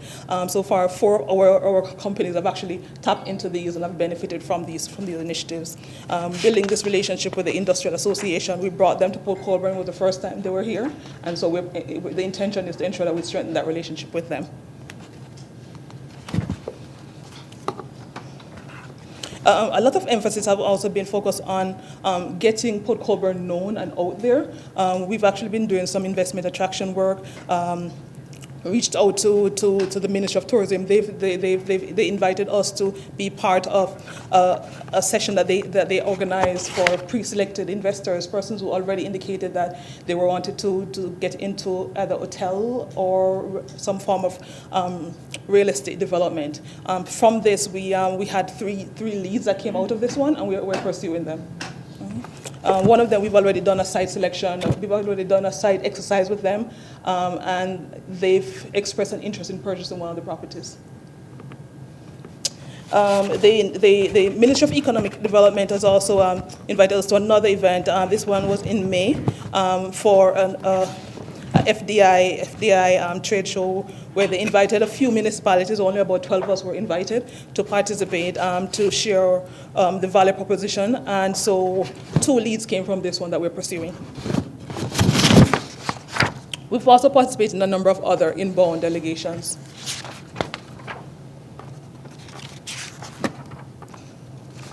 All right, it's more or less the same thing.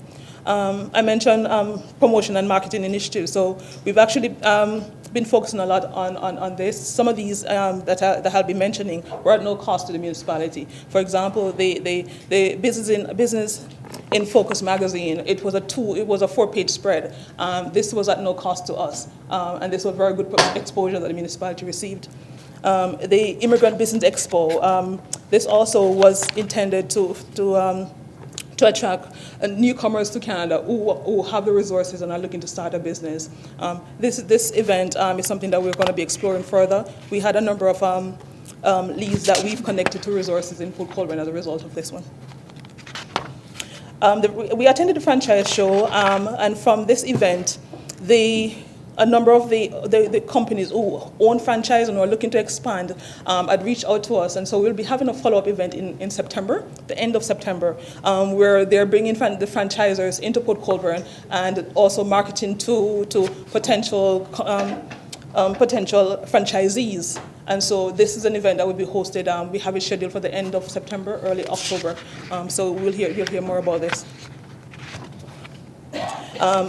We launched the Business and Entrepreneurship Support Center services late last year. Part of this was a relationship with Niagara Falls Small Business and Enterprise Center. They're part of this relationship. The intention is to expand this to have a similar arrangement with other service providers, with the intention being that all the services that are needed by the community should be available in the community. And so that's what we're actually trying to do here by bringing the services here. So we've actually had a number of persons utilizing this service really quickly.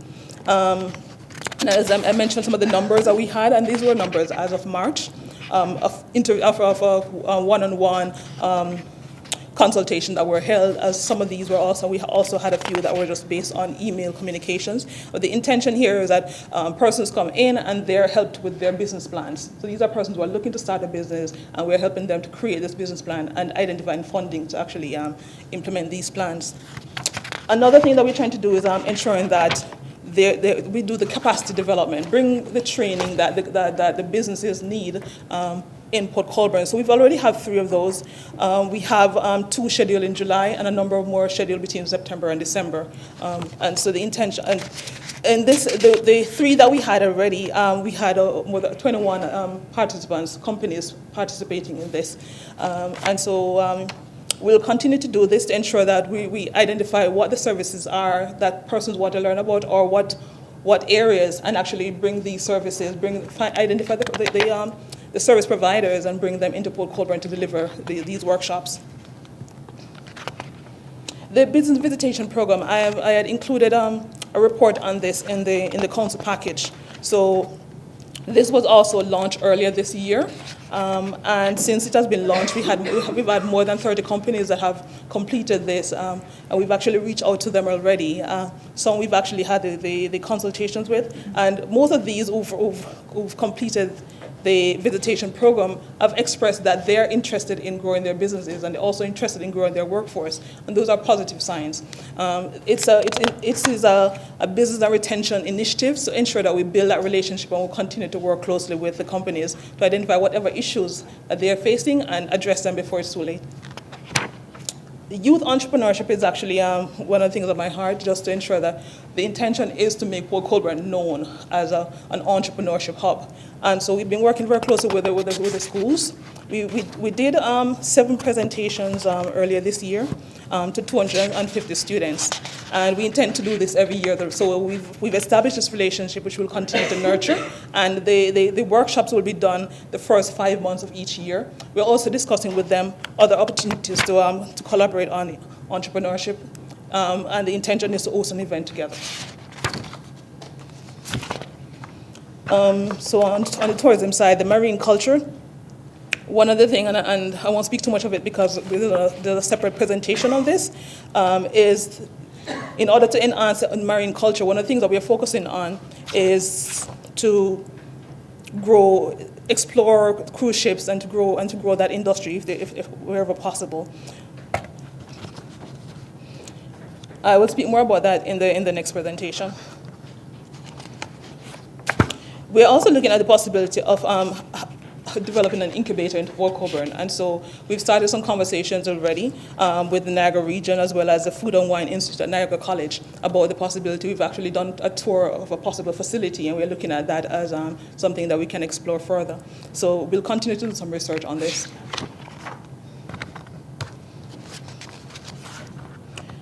We worked very closely with the BIA last year on bus tours, right? This is something that we will continue again next year because now it has passed on to the city, and so next year we will resume this again. In terms of increasing visibility of Port Colborne, the approach that we've taken is identify the market that we want to be seen in, and the focus has been on the GTHA, so the Greater Toronto Hamilton area. Those are areas that are highly concentrated with persons who are looking for affordable housing and close enough to this area. So we've actually done significant marketing in those areas, focusing on the pathways where we have a lot of commuter traffic on the screens in those areas, so persons are actually seeing Port Colborne, it's in their face and it's seen as somewhere desirable and worth living.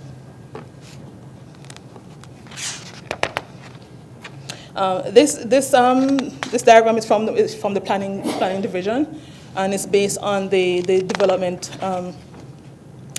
value that they've actually seen, and it's just actually showing you the positive trend in Port Colborne, and it shows some confidence within the community in terms of economic confidence within the community. Some other positive trends. The Niagara region has actually done a tourism study recently, and so I've gotten the data and disaggregated it for Port Colborne, and it's actually indicated a 55% increase in tourism-related jobs. Tourism-related jobs are defined very, very loosely because we don't have a knock code for that. So it's jobs related to food, restaurant, arts, craft. So a lot of service-related jobs are also classified in this category, but it has indicated a 55% growth in Port Colborne. Right. We've also seen growth in the number of jobs in Port Colborne, as well as growth in the number of businesses that also exist in Port Colborne. And this is an interesting sign because it goes against what most people think. And the thing in Port Colborne, we have a lot of micro businesses, and we have more micro businesses in Port Colborne than we have in other areas where they'll have larger site businesses. A lot of the businesses in Port Colborne have 1 to 4 employees, or there might be a one-person business, and so that's why you might not see it being reflected. But the number of persons that have registered businesses, and it's actually a growing trend in Port Colborne. All right, so quickly, so I just identified a few things I wanted to recommend that we're focused on. I think land development. One of the issues that we have in Port Colborne is that we have no serviced land available. This has been a significant challenge for Dan and myself. And I would advocate that we revisit the idea of servicing land where possible. We are working with the region with the East Side Servicing project that's going on now, and we're working very closely with them on that. The residential development is something that I think that we should also be exploring, and point number 4 is around exploring, researching, looking at best practices as what's going on in terms of incentives around residential development to see if there's anything else that we can actually do to stimulate that area.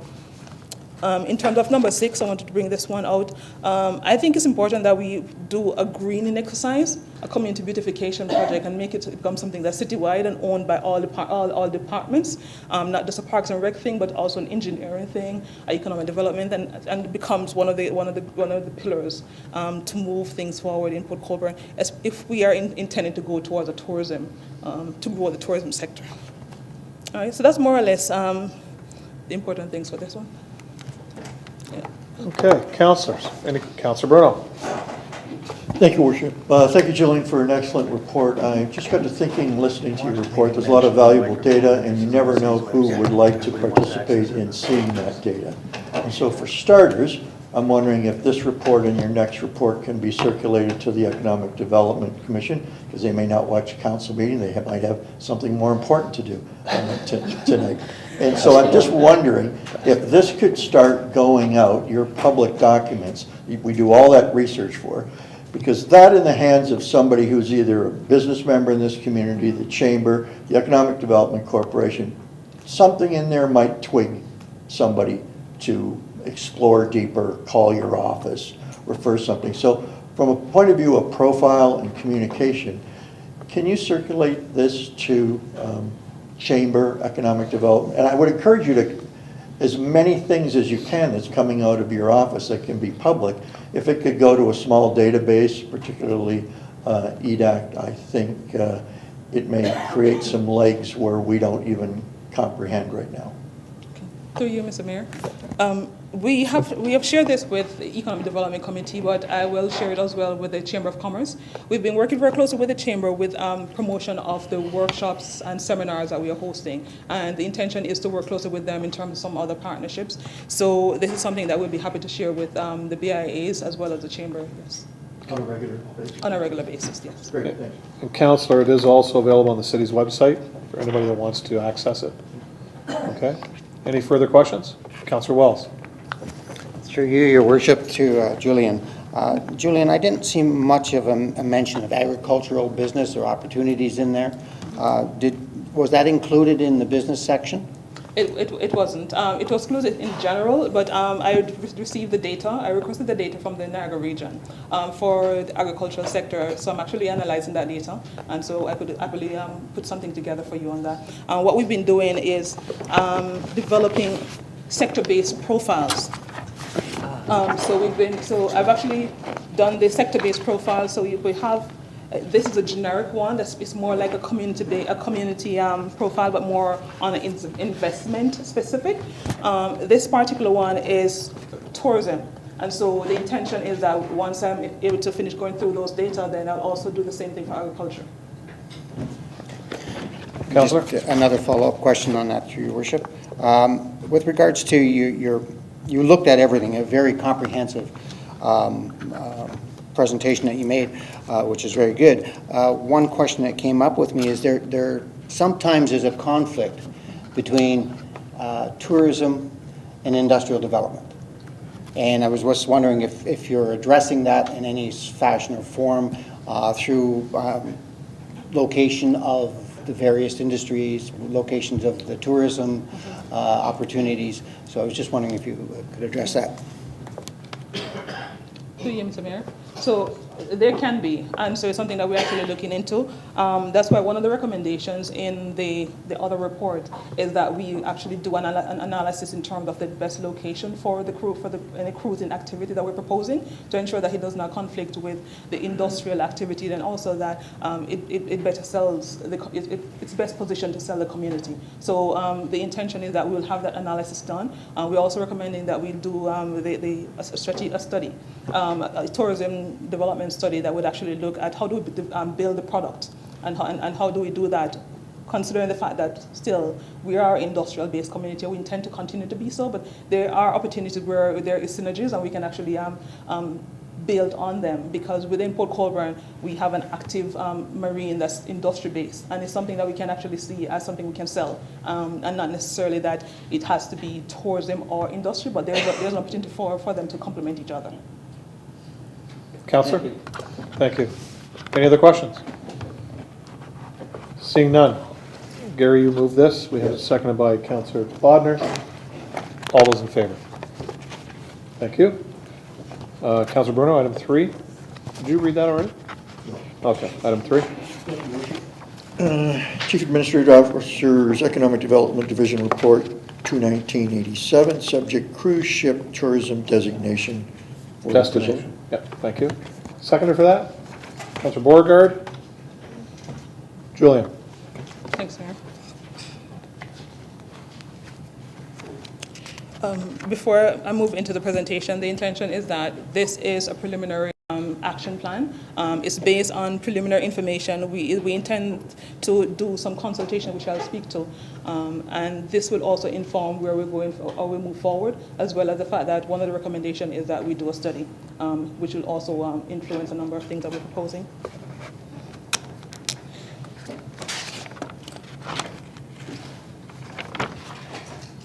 All right. So why cruise strategy and why are we moving in this direction? Why is this something that we're even exploring? And so there are basically like 5 reasons I've identified. I'm sure we can come up with many others as to, you know, why would this bring value, or how could this bring value to the city? One of the first things is that we want to be able to showcase what's unique about Port Colborne, what makes it authentic, and it's not just the physical assets. In Port Colborne, we focus a lot on the physical assets of Port Colborne, but tourism marketing is moving away to more experience, you know, and that emotional element. And so the intention is, you know, how do we position Port Colborne as offering something that someone wants? Not just to say that here's a beach, but how do you feel when you go to this beach? And so how do we capture how people feel in these experiences? It's something that we want to be able to properly market and sell out there. I mentioned before, one of the things is we want we've had cruise ships come here in the past. I'm going to mention this a couple of times, but Port Colborne has never been part of the itinerary, and Port Colborne has therefore never experienced any of the benefits from this. So one of our objectives is to ensure that, one, we can have the visitors engage with the community, and also that there's some spending that takes place once they're here. We want to, I mentioned before, diversify the Port Colborne economy. It doesn't mean replace manufacturing or anything. It means creating another stream, another strong industry that can create employment within the city. We want to see additional jobs being created, and also to improve the image of the community. The community suffers from a negative image, and what we're trying to do is position this. This is something that we focus on in our social media and everything, just to change the look and feel of Port Colborne and how people see the community. And so through a lot of the marketing initiative, the emphasis is on creating a different message about what Port Colborne is. Some industry trends, I'll just go through these quickly. So basically, globally, it is indicated that the cruise industry is valued at $134 billion. And in the 2019 projection is that we'll have 30 million passengers taking part in cruise ships. And this is the context that's more relevant. So in 2018, it started in 2011, but in 2018, a couple of municipalities, 8 Ontario-based municipalities, approached the Ministry of Tourism about creating a strategy around cruising the Great Lakes, the Ontario Great Lakes. They received the grant funding to do this, and the study came back. And from that study, it actually showed that there is expected to be, by 2020, 170 ships coming along the Ontario Great Lakes to the St. Lawrence Seaways, and this would be 70 cruise lines, 38,000 lower berth, right? Will be, so those are like the boats on the ship, will be able to transit this St. Lawrence Seaway. it has indicated that there would be a 4 to 6% annual growth in the Great Lakes cruise industry. And this is projected to be almost 75 million in revenues and 143 jobs to the municipalities in Ontario involved. Right. So far there were 8. We have been added, and so we'll be like the 9th. Right. And I'll get to that in terms of what we've done.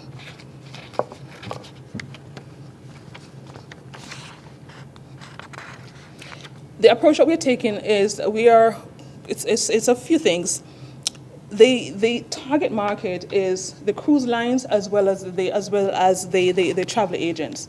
Trying to approach it from 2 different angles. You know, those who are planning the itineraries as well as the travelers who are coming and influencing their decision, their buyer interest and preferences. Right? And we've started some of those conversations, which I'll speak to later on. Okay? We're also focusing on the niche. Right, so we're focusing on smaller ships as well as those that are looking for something different and something unique. Some of the ones that already come through here, like the Victoria Cruise Lines, they've revamped themselves and their focus has actually gotten more streamlined into a higher price point clientele. They've actually done a multi-million-dollar investment in renovating the ships that they have, and they have a new one coming on stream in 2022. So they spent a lot. I've actually toured to the facility, glass and everything. So it's really eye level and really state of the art. And the intention, as the gentleman said, you have to be old and you have to have money. So the focus that we're actually looking at is looking for smaller vessels. And also, vessels that are already coming through here are an easy target, right? Because they've actually been through Port Colborne before, and so we've actually started those conversations with the Victoria primarily.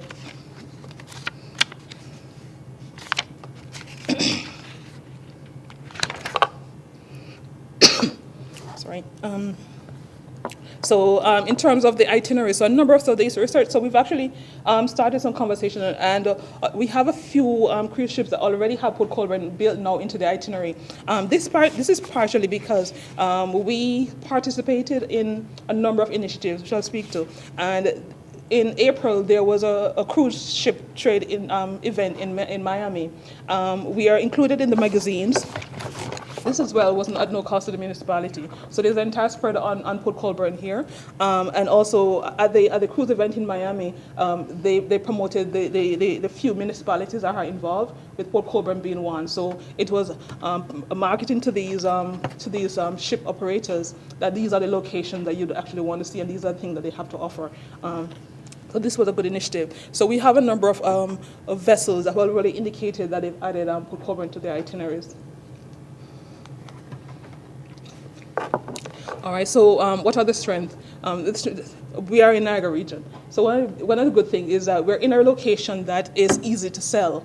It's marketable. It's known for Niagara Falls and Niagara on the Lake. So we can actually benefit from a lot of that, as well as for a number of the persons who participate on cruise, we tend to have a lot of repeat visitors. And so after a while, persons will get tired of certain things, but having Port Colborne within this area allows them to actually get something different, the off the beaten track kind of approach. But it allows them to actually see something fresh while still enjoying the trusted and proven. Some of the limitations. As we know, based on the past, the vessels that have come into Port Colborne have docked on the eastern side of Port Colborne, which is the industrial side, so it's not very attractive. That's one of the issues. Another one is that there's no way to get people from that side. There's no transportation system. We have no bus in place or shuttle or anything like that in place to actually move them, even in the interim, if we decide to, in the interim, continue with that. There is also, there's no data as to where would be the best place to actually move this to if we're going to be moving it. So and that speaks to something I mentioned earlier in terms of doing some research to identify, where is the best place to put this based on the draft and everything that's required. So we'd have to actually look into some of these in order to move this agenda. there's limited destination awareness. From the conversation I've been having with the cruise line, no one has ever heard of Port Colborne. So that's one of the things. And also, there's nothing for people to do when they come to Port Colborne. There's no excursion or tour operators or anything like that. And also, the businesses that we do have in Port Colborne, and this is from the experience with the bus operators, everything is closed at a certain time, certain days are closed, so this is something that will impact on this going forward. So in terms of the status update, so as I mentioned, the first thing was to be at the table. So we had reached out to the Ministry of Tourism when we heard about the strategy that was developed and approved last year. So as soon as the strategy was approved, I got a copy of it. After reading through, I contacted to talk to the ministry to find out how could we be involved. We are also a port-based municipality. So since then, we've actually been involved with a number of the communication to these municipalities. The Explore the Freshwater Great Lakes was an initiative that came out of the study. And it featured, as I mentioned, Port Colborne and all that it has to offer. I have extra copies for people who want to. So this is something that's currently being distributed by the developer as well as at various events, and it's also on board of the cruise lines. The Ontario, so I mentioned the trade show already. We also participated in the North America's Freshwater Seas project, and that project involved, it's a digital, there's a print as well as a digital. So the print magazine, which we have here, features Port Colborne. It also provides links to our video of Port Colborne, as well as it's also digital. So it has links to our website, there's links to information about the community, and everything else that someone might need to know in terms of experiencing Port Colborne. And this is something that's distributed and provided to the cruise lines as well. The last one was from the event I went to on the Victoria Cruise Line on the 31st, and it actually shows the different days that these cruise ships will be in Port Colborne. So it's something that's built into the itinerary and the community is being marketed through all of these. So in terms of what needs to be done, so these are some of the action items, and these are just eye levels in terms of what needs to be done. So we need to identify an appropriate place for docking. So we need to do an investigation in terms of actual data. We've started this conversation with the seaways. The mayor and I are actually looking into other ways of actually doing this, but it's something that I'm bringing here to council for direction.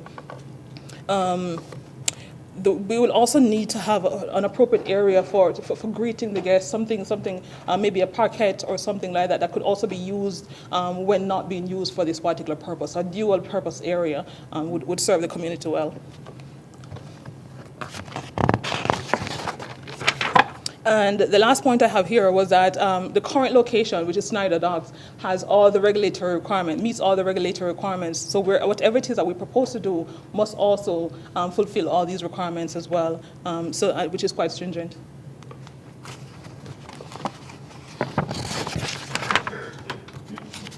In terms of management and operation, it needs to have an owner. We need to have people to drive it. Maybe a subcommittee. This could be a subcommittee of EDAC related to the tourism. It varies depending on the direction of council, but it would need some form of ownership and a champion to move it forward. Currently, we're having some conversation with the current dock operators like Snyder, so establishing a relationship with them might be something that's useful. We have a meeting scheduled following this council meeting, so scheduled for next week, where we'll be meeting with the cruise line agents, as well as we'll be meeting with the Snyder Docks, Seaways, and a number of other stakeholders to a roundtable discussion. So this is already planned for next week. All right.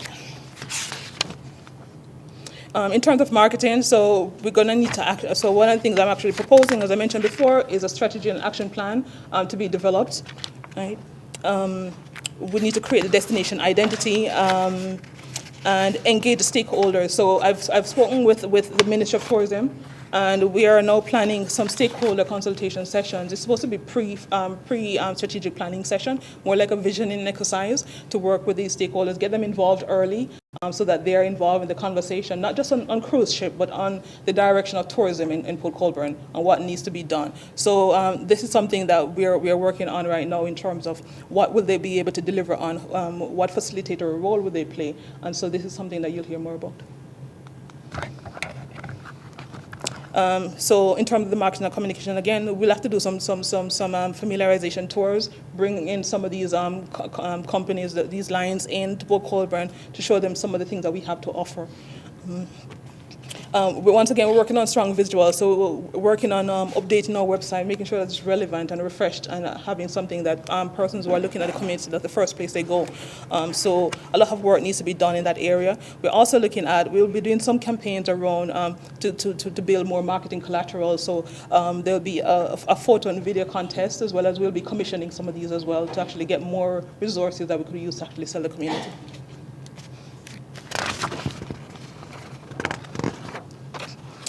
We will have to eventually build some excursion packages, and this is one of the things that we're discussing with the Ministry of Tourism. When I met with them in Toronto, I'd asked if they could actually help the stakeholders in identifying how they go about doing that. So this is something that they've indicated that they're going to add on the things that we're supposed to be talking about once we meet with the group. So I mentioned the farm tours already, and in terms of how do we build these itineraries, so getting the guidance from the Ministry of Tourism in working with the community stakeholders so that they can actually benefit. We don't want to have a case where the ships come and there's no benefit to our businesses, and so it's engaging them early and equipping them with the knowledge about how they can best, because our role is just facilitatory. At the end of the day, it will be the business community that has to take advantage of this. So what are the things, what are the next steps? The first thing, we need to actually identify a new location. If we're going to be going, and I mentioned this point later on, if we're going to be, because in the interim, we might have to, in the interim, continue with the existing location, put something in, some interim measures in place in terms of how do we move persons across, establishing some arrangement with Snyder or any other docking facilities that exist for a short term, but in the long term we will have to look at a more suitable location for this. We also have to put things into place in terms of what happens once they are here, and the community capacity development. You know, how do we build the capacity of our local restaurants, accommodations, arts and culture people, you know, all the groups involved. You know, how do we build their capacity so that we can create an opportunity where they can actually benefit from. That's basically it. Great, Julian, thank you. Questions, councillors? Councillor Wells. Through you, Your Worship, to Julian. Just for clarification, Julian, you stated that there was 170 ships that were being prepared, or there would be 170 ships who are capable of visiting us, but we're only seeing 3 at this point in time. Right. So there's a lot of opportunity there. There's a lot of opportunity for growth in that area. Exactly.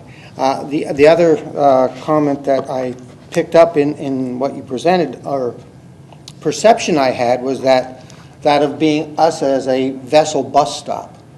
And I think that's not what we really want to be as a community. We'd rather keep the business here locally. And this puts us at a disadvantage with St. Catharines, for example, which can actually take side trips or excursions out into the wine country, into the vineyards, or Welland going into Niagara Falls. We're at a bit of a distance from the closest locations of major interest right now. So this would, to me, would be extremely important to identify before we actually even put a lot of resources into our docking situation. So just a comment that I read from there. Thank you, Councillor. To you, Mayor. So first of all, we're not proposing to build the new area, but to identify the area. And the conversation with the Ministry of Tourism is one to build the capacity of the locals in terms of, we do believe that there's something special in Port Colborne that they can actually see. It's actually being able to identify ways in which persons can deliver in terms of the shore excursion experience.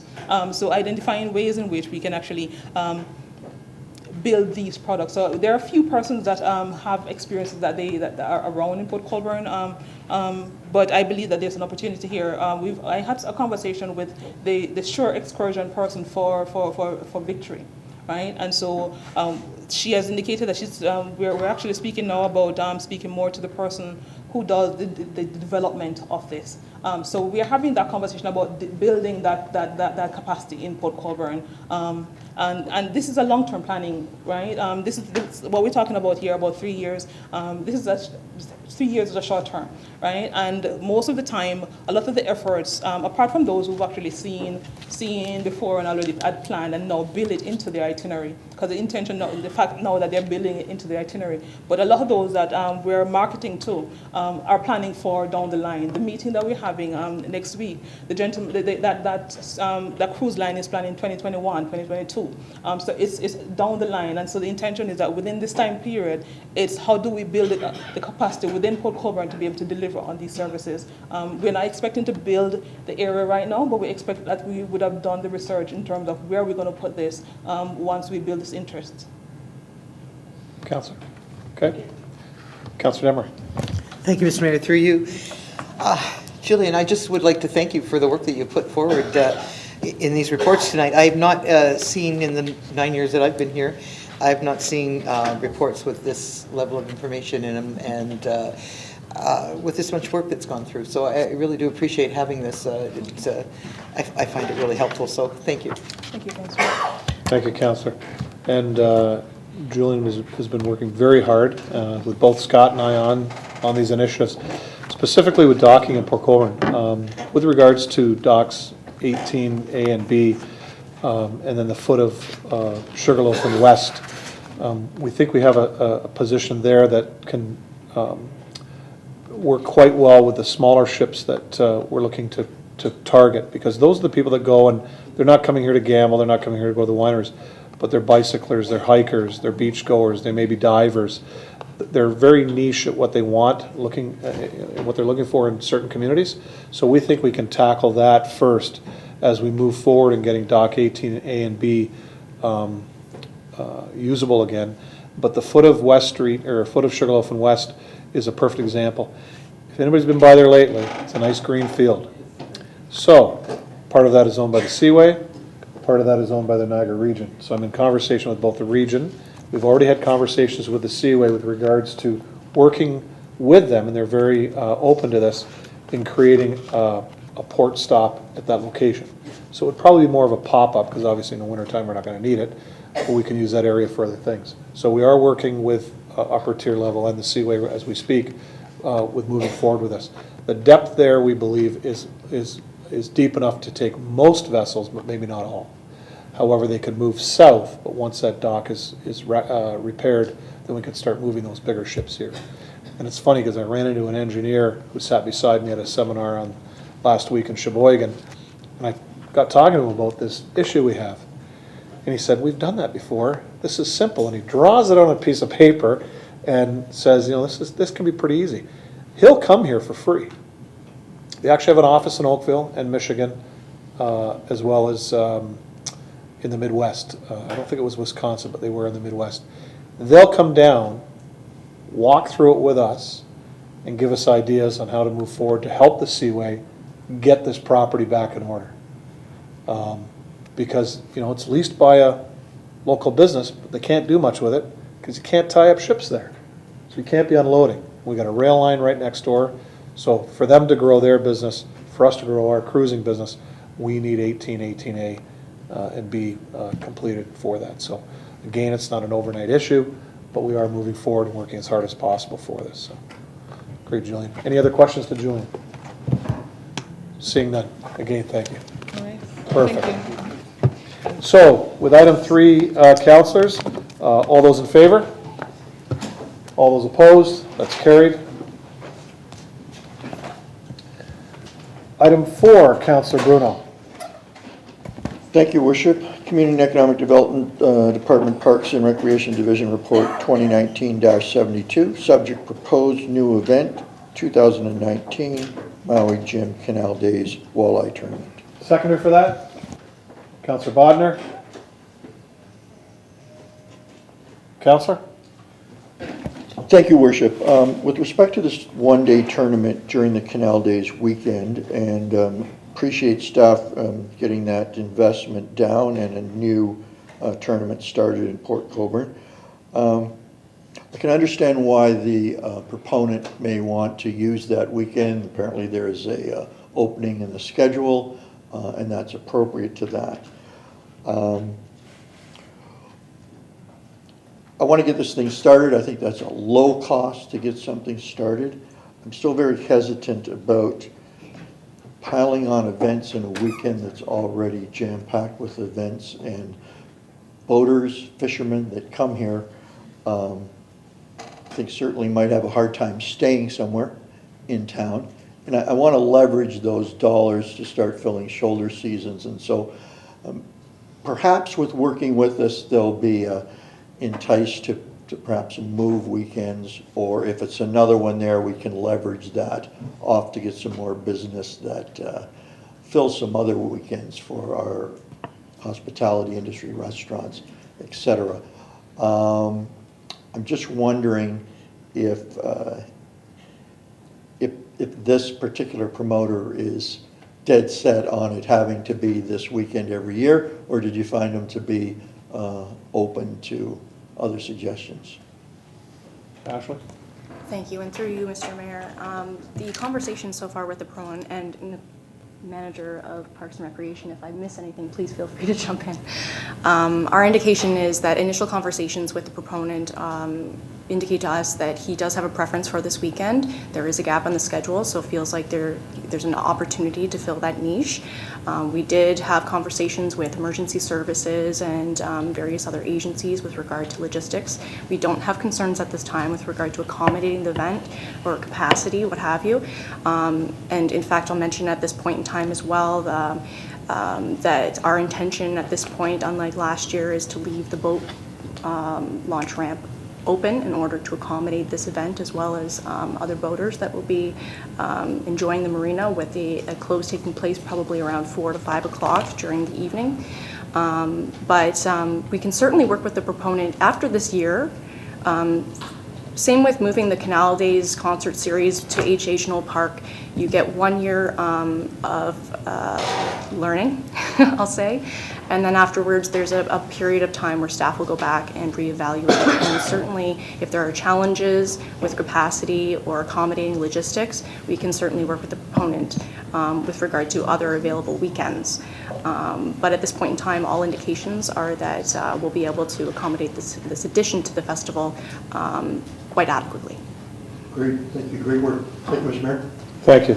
So Councillor, just to make sure everybody does know, it is the one-day event. The August 3rd is the Saturday, so it's not a multiple-day event like some of our other tournaments, so it is in and out. Councillor Desmarais. Thank you, Mr. Mayor. Through you, I wonder, Ashley, is there any opportunity to have further conversation with the proponent and see if we can't get this moved off onto a different weekend? Staff? Thank you for the question, and through you, Mr. Mayor. I would suggest that would be at the discretion of council. If council directs staff to go back and speak a little bit further to the proponent, we can certainly do that. At this point in time, all of the plans that have been made, and as I say, planning in place with emergency services, what have you, have gone forward with this date in mind. And we certainly feel like this would be an enhancement to the festival, as I say, we can accommodate it, but if it's a direction of council, we will certainly go back to the proponent and speak to him about that. Okay, and further to that, when it comes to the amount of the contribution that we would make to that tournament, I would ask what their profit margins are, and is there a chance that we may see some of that come back to us? Through you, Mayor, to Councillor Tavares. So the option is there for an additional weekend. So the proponent that has requested this tournament to take place in Port Colborne has actually shown interest at various other times throughout the year. However, wanted to use this as a launching program this year for Canal Days. In terms of dollars back to the community, no, I do not foresee any of those dollars coming back to the city. Okay, Councillor. Councillor Beauregard. Through you, Mr. Mayor, to Ms. Griggs. Notwithstanding Councillor Bruno's comments that he made, I like to say that I think the day is appropriate for this festival. Is appropriate for this. For the event, because it does stick within the marine heritage aspect of the festival. So I do like that. Thanks. Thank you. Councillor Baggett? Thank you, Mr. Mayor. The one problem I do have this, like on item number 8, they recommend closing the lawn trap and closing the parking lot on this weekend.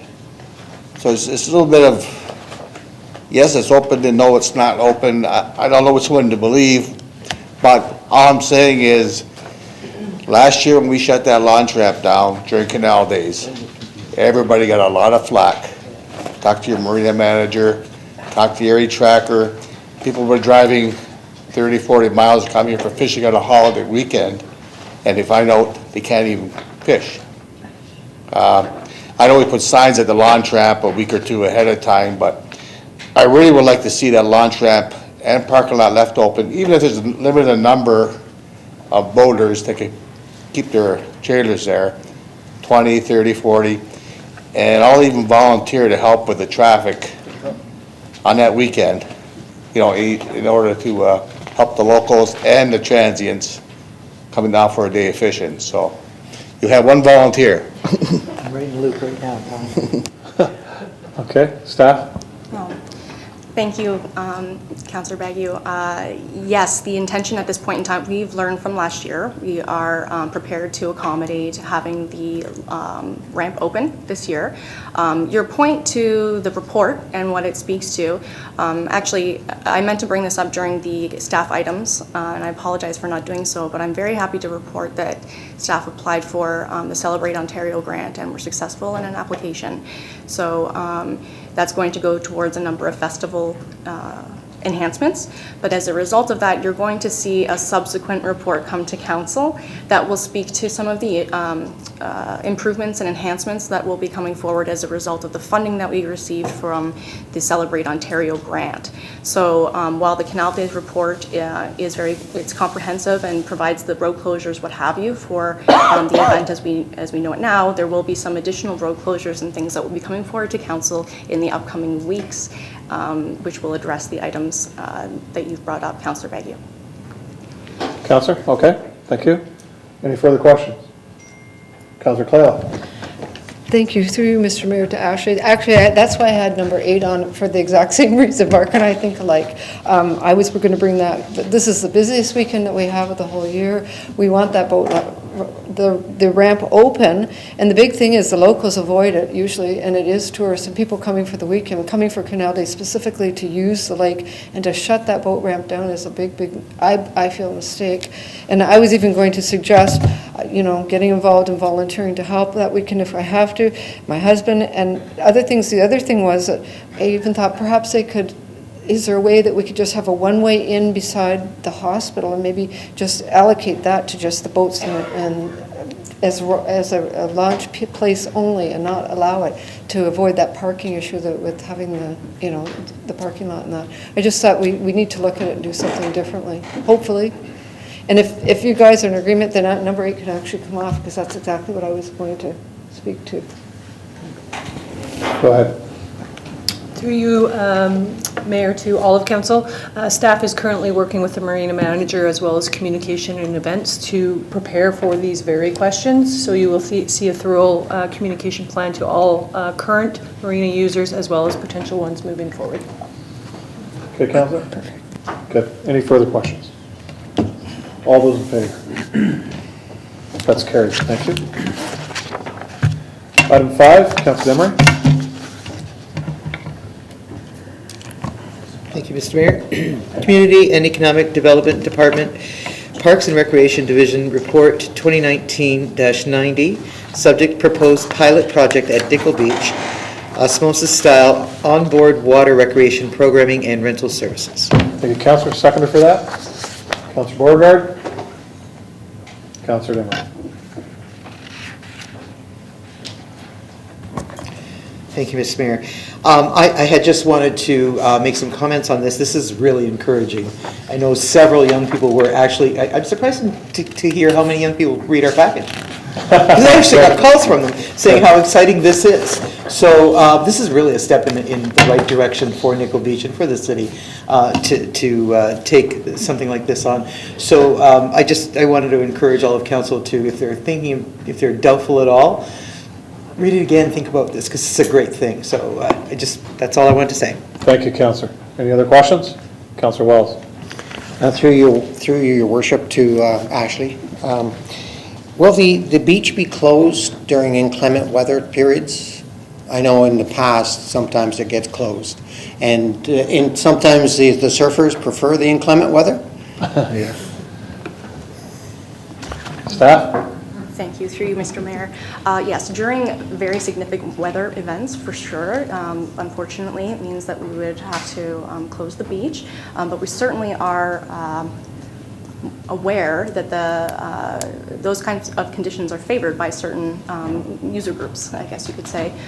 So it is something that we will negotiate with Osmosis in order to determine exactly what their availability is. And at this point in time, because it's our initial year, and you'll see in the report that we've proposed this on a pilot project basis so that we can learn over this next season, get answers to the questions such as that, so that we can have more of a definitive agreement with them about when those services would and would not be available.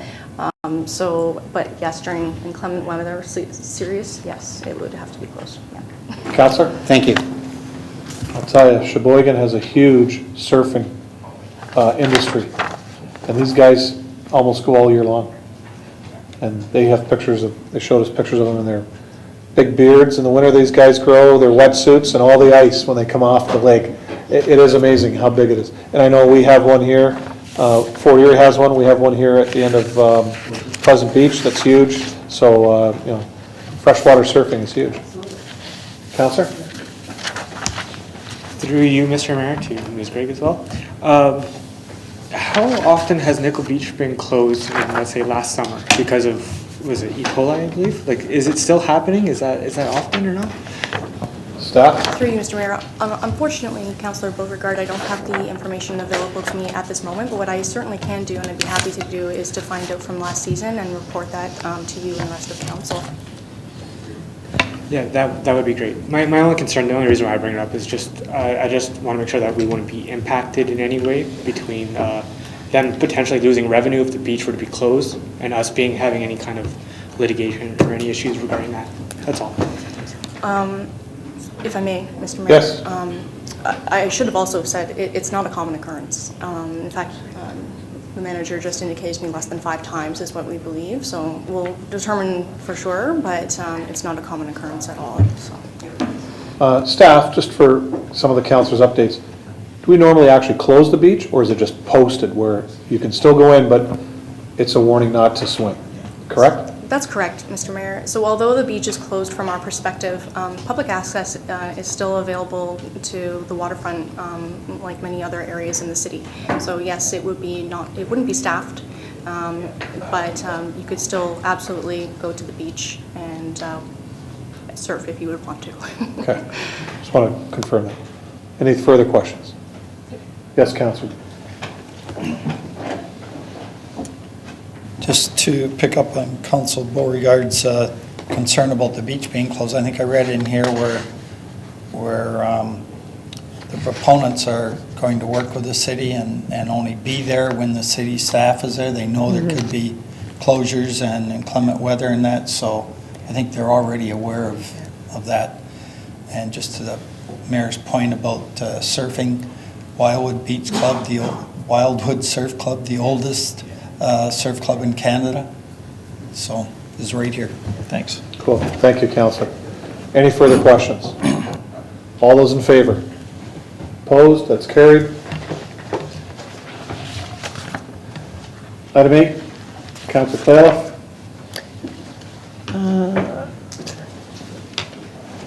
This is the one, Mayor, Yeah, this you was just still have regarding, to move- you have to actually, move it. I actually spoke to it already. But you still have to move it. We have to have it seconded because No, you have to move it. Oh, it's still, okay. Because we Community and haven't done that Economic yet. Development Department, Parks and Recreation Division, Report 21991, subject to annual Canal Days Festival, request for road closures, parking restrictions, and patio extensions. Thank you, Counselor. Can I get a seconder for that?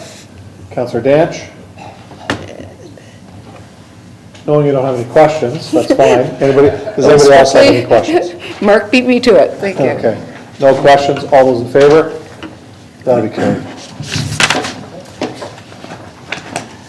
Item 9, Counselor Desmarais. Thank you, Mr. Mayor. Planning and Development Department, Planning Division, report number 2019-89, subject Chippewa Estates Draft Plan of Subdivision Extension.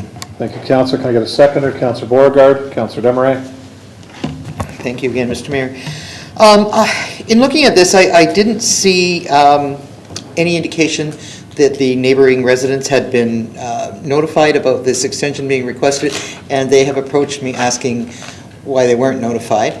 I'm a little bit concerned with that because this has been a little bit of a contentious issue in that neighborhood for quite some time. So I would ask, through you, Mr. Mayor, to Mr. Aquilina, is there a reason they weren't notified? Dan? Through Mr. Mayor to Councillor Desmarais, there's nothing that is required under the Planning Act to notify the neighborhood with any extension to draft plan approval. If council wants to give direction to notify the neighborhood, then the council has to provide that direction. Good, thank you. I assume that's probably what it was, but I just need a clarification on that. So that's what I would actually like to do, is ask that this matter be deferred until such time as the neighboring residents can be notified and give some kind of comment time so they can come back to Mr. Aquilina with comments because they have some outstanding issues that are just simply not addressed. Staff. Through Mr. Mayor to Councillor Desmarais, if council does that, the draft plan will lapse. Okay, I can understand that that's a problem, but why are we sitting a day or two before it would lapse and making a decision? It's problematic for the neighborhoods as well. So I don't know, is this a matter of who's more important, or is this a matter of, is there something that we can do here? I mean, this has gone on quite some time. Through Mr. Mayor to Councillor Desmarais, the applicant knows when the draft plan is lapsed. That was made aware of last year. I can't comment as to why the request just came forward now. I just know that the request came forward because it has to be approved if council wants to extend this draft plan of subdivision. Thank you, Mr. Aquilina. So I'm not sure what the best way to go forward is. I don't want this going forward without the residents having an opportunity to be notified and to be able to comment. And if that creates the lapsing of the agreement, well, I guess so be it. Best way to do this? Let me ask to the CAO and Dan, can we extend it either 30 or 60 days to get public comment at all? Or and then it comes back to us in August, let's say, if we go 60 days or 30 days, it would come back to us in August, late July, August? Are we allowed to do that at this time? Through you, Mr. Mayor, yes, you can. Council can put the extension to a certain date and time. Okay. And the applicant would be made aware that it's been draft plan approved until whatever time council intends it to be given approval to. Thank you. Can we deal with that just for a second? But before we get to that, Dan, I know this came up under last council. It was their expiry date. So there's a number of us around the table. I know I dealt with this when I served on council back. Councillor Bruno, Councillor Desmarais, Councillor Bodmer, Councillor Danch might have been first term when some of this came forward. Can you just give us a quick synopsis on what has taken place? And so there is a draft plan of subdivision that's been approved by the previous council that is now expiring, correct? Mr. Mayor. The original of draft plan approval was given back in 2010. Okay. Due to the fact that I wasn't comfortable whether or not the applicant was made aware when the draft plan was to expire, I then brought forward a report to council. Let's put a date in place, and then I can guarantee that the draft plan and the expiration of that plan could be notified to the applicant. So then there would be no excuse or any accusations that they didn't know things. I felt more comfortable with council putting something in place and having the applicant know and the owner know of when that date was. That took place last year.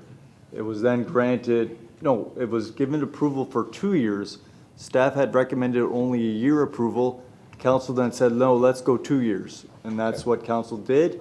And then the applicant was made aware that the draft plan is expiring this year, June of this year. Okay.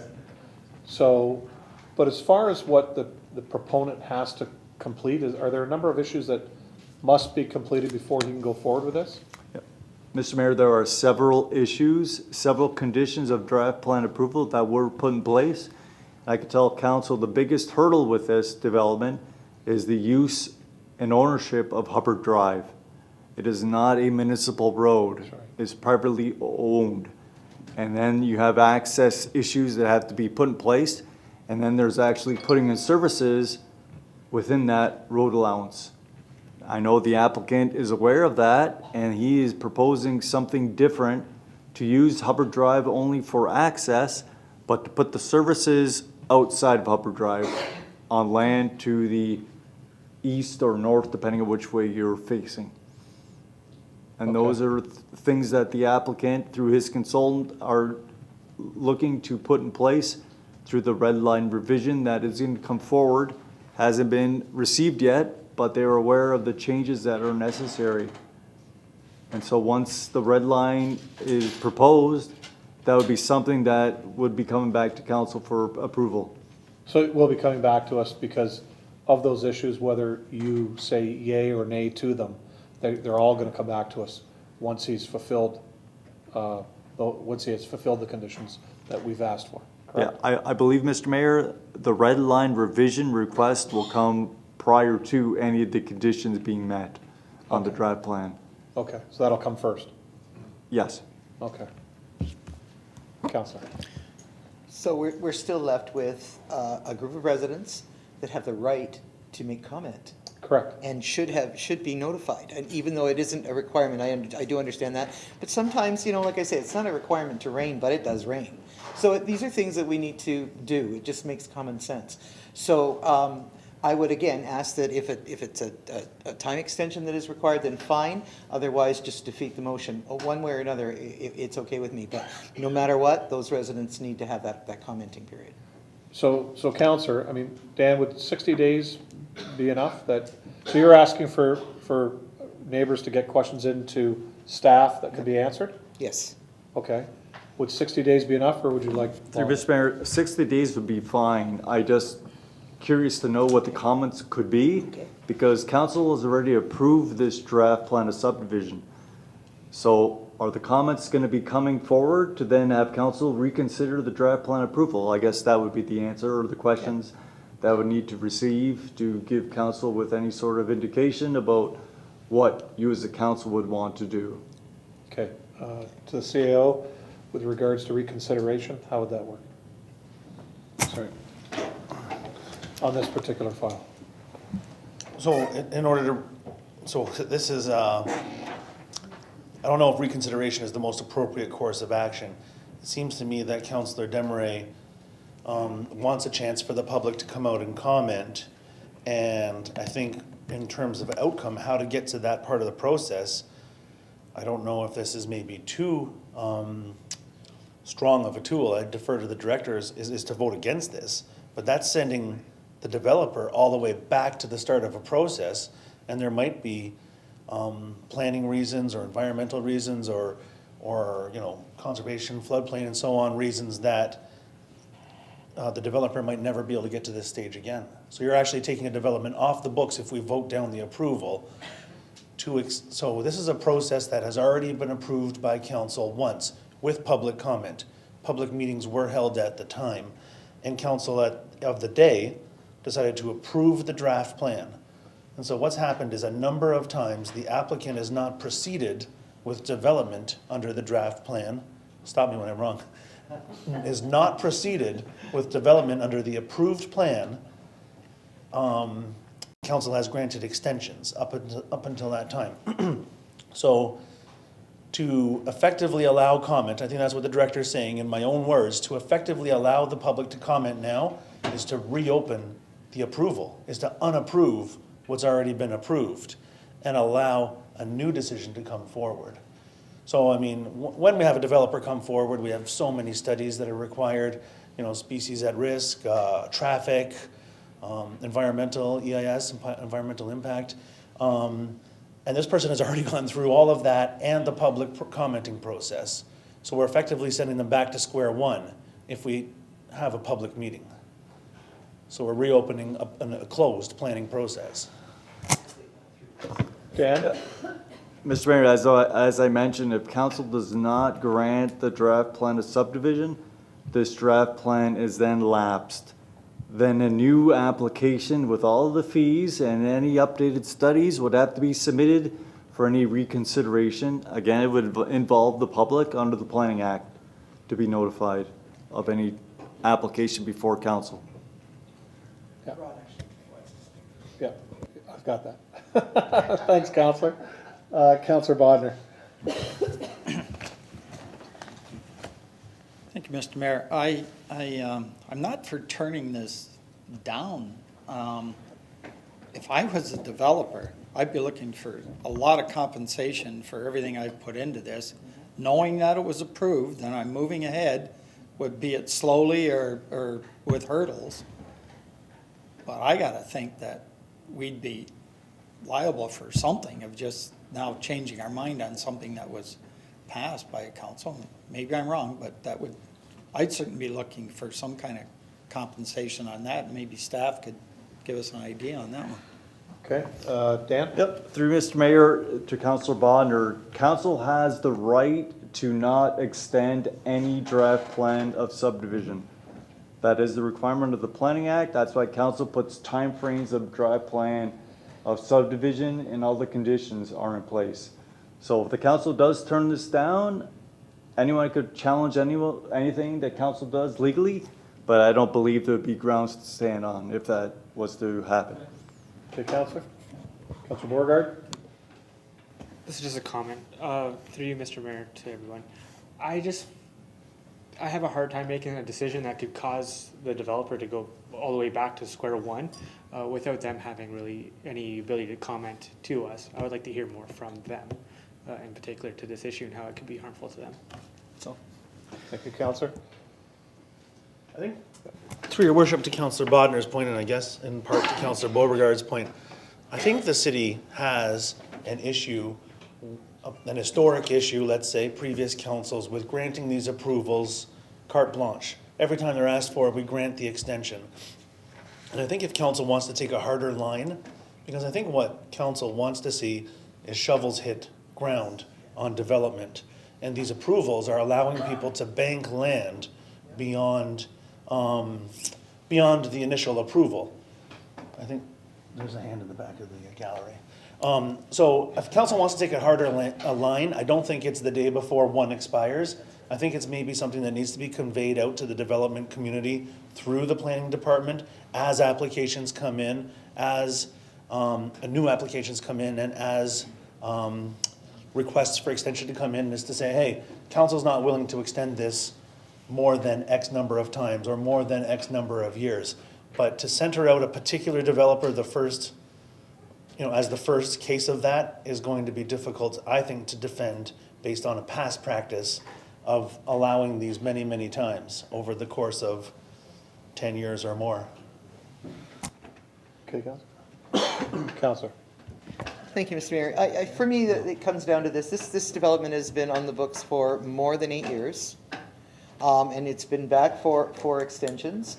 Whether there was some blurring of the lines and that's why there was an extension granted a little longer than we normally would have, so be it, that happens. But no matter what, there was some expectation of this developer to do some things beside just putting that shovel in the ground, but to have some things ready and some questions answered. And those things have not been done either. Now, my understanding is that there's some building on the property. I don't know that we're understanding about that. I would really actually like to hear, there's 3 people here in the audience that live right there and could maybe inform us as to a few things that have gone on and a few things that are at issue, and it just could well help us make a decision here. Okay, Counselor, we need a motion to waive procedural bylaw. So moved. You'll move that will allow public to speak on this? Yes. Okay, seconder for that? Counselor Beauregard? Any questions? All those in favor? All those opposed? That's carried. Okay. Jerry, I see you've got your hand up. No, you gotta come forward. No, Jerry, you gotta come forward to the podium, state your name and address for us, even though I know who you are. Gotta follow procedure here. Press the red button right in the middle. There you go. Yes, my name's Jerry Guitar. I live on Hubbard Drive all my life, for the last forever. Long time. Everybody seems to forget that this was passed, but with 28 conditions that he has to meet. That's right. 28, that's a lot of them. You can't even make half of them. So I don't understand. These 5 years went up, and took the sign down, then all of a sudden, somebody here gave him another 5 years extension because he didn't get no mail. Now he's back here again, asking for another 2 years extension. Now somebody's telling me in the grapevine that he was able to get some judge or somebody to say that he owns Hubbard Drive now. I want to know who gave him, what information that he gave these people to say that he owns Hubbard Drive. Just to clarify a couple points, the last council gave a 2-year extension, not 5. So that's why we're here today. It was 2 years. Dan had already mentioned that. So just make sure everybody knows it's 2 years. He did go to court with regards, it doesn't say he owns Hubbard Drive, but allows him to use Hubbard Drive to get to his property, but he doesn't own it. Still, as you know, Jerry, that I think the fellow died in the 30s or 40s. I know all about that. It owns it, and they can't even find anybody that is a relative, so. Don't say that. You did find somebody. I found 150 of them. Okay. You want them? I drove all the way to Detroit, Michigan to find somebody, but he had died. No, I did a lot of research on this land. No, and I know that, yes. Tons of land away, a lot of lost of sleep. His deed says he has the right to use Hubbard Drive to access his property. Correct. That's it. Not that he owns it. My deeds say dimension with the right of way, being somebody else. His does not say that. So I'd like to know who, that's why I think he's coming back, saying that now he has some kind of access to Hubbard Drive. He owns Hubbard Drive. So, Jerry, my understanding through the proponent is that he's gone to court and he has a judge. I don't know. Okay. I don't know if Dan is he giving you anything on that, Dan, with regards to his order from court? Mr. Mayor, there was a court order, and then a legal opinion was received. It was reviewed by our legal advisors, and it does give him access. But not ownership. What kind of But not access? ownership. But not, okay, so. He gives him access, but not to destroy the road. Does that give him access to tear it up? Is that what you're saying? Dan.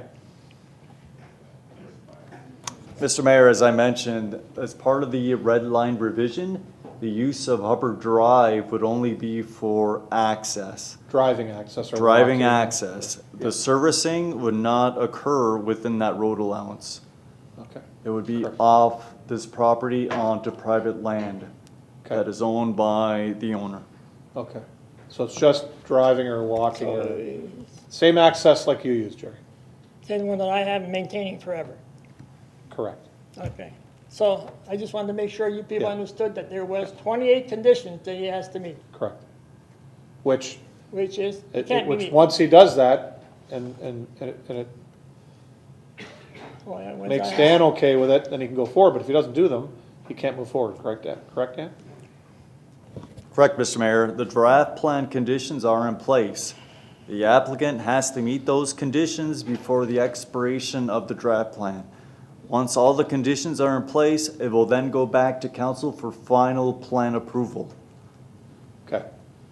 Okay, so I just wanted to make Okay. sure you guys knew there were 28 conditions. Yep. I thank you. Thanks, Jerry. Bye-bye. Yeah, she's coming up. Thanks, Harry. Melissa, state your name and address, please.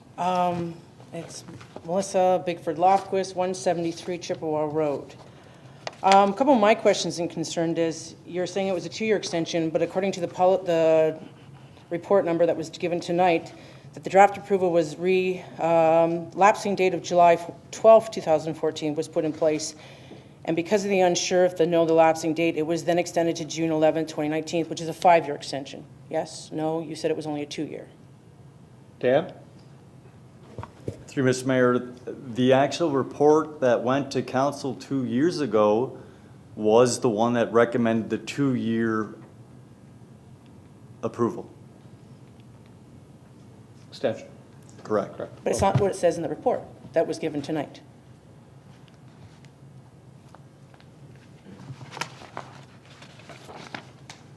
So I know this is Jim. Yeah, yes? Through your worship, to the presenter. We found, so we had a period of time, an approval in 2014, which is obviously 5 years ago, you are correct. Yes. Where a notification was meant to be sent from the city with an expiry date sometime between now and 2014. I think it was 16, but I'm not positive. Through a change of staff at the time from 2014, we can't satisfy ourselves that the proper notice was given to him.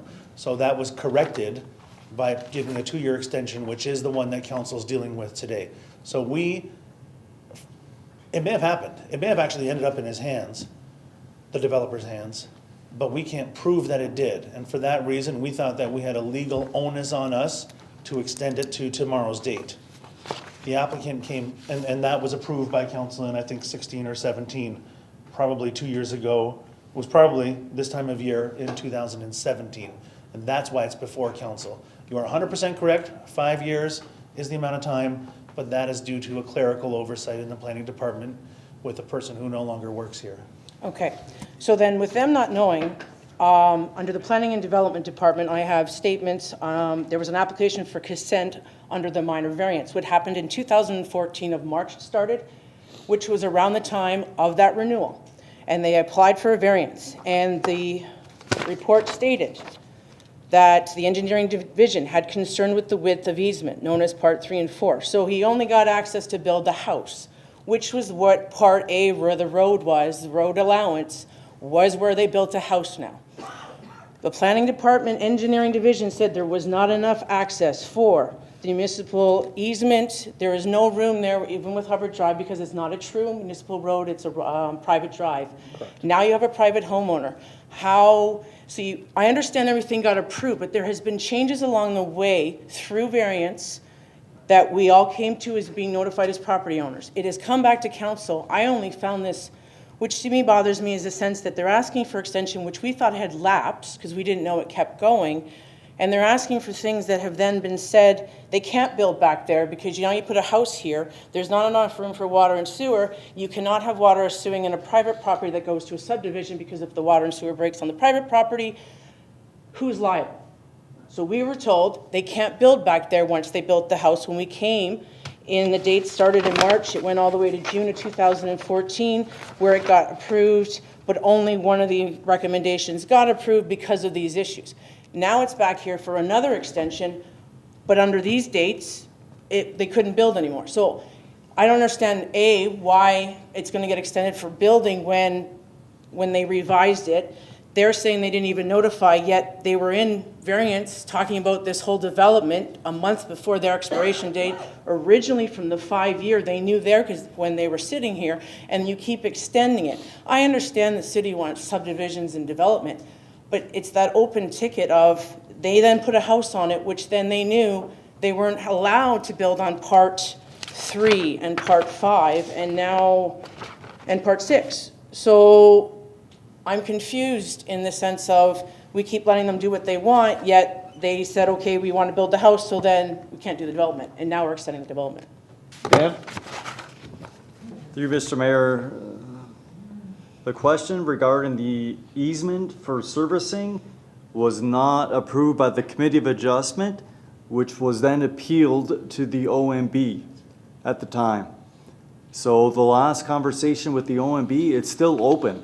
So that consent application has not been approved, but is under appeal. So the issue regarding the easement is not approved yet.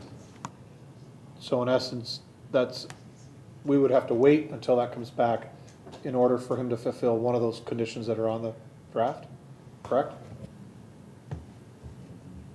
Mr. Mayor, if he is to get the actual decision from, which would be LPAT now, that will then determine the application that was before the Committee of Adjustment to create that one lot, as well as the easement for servicing.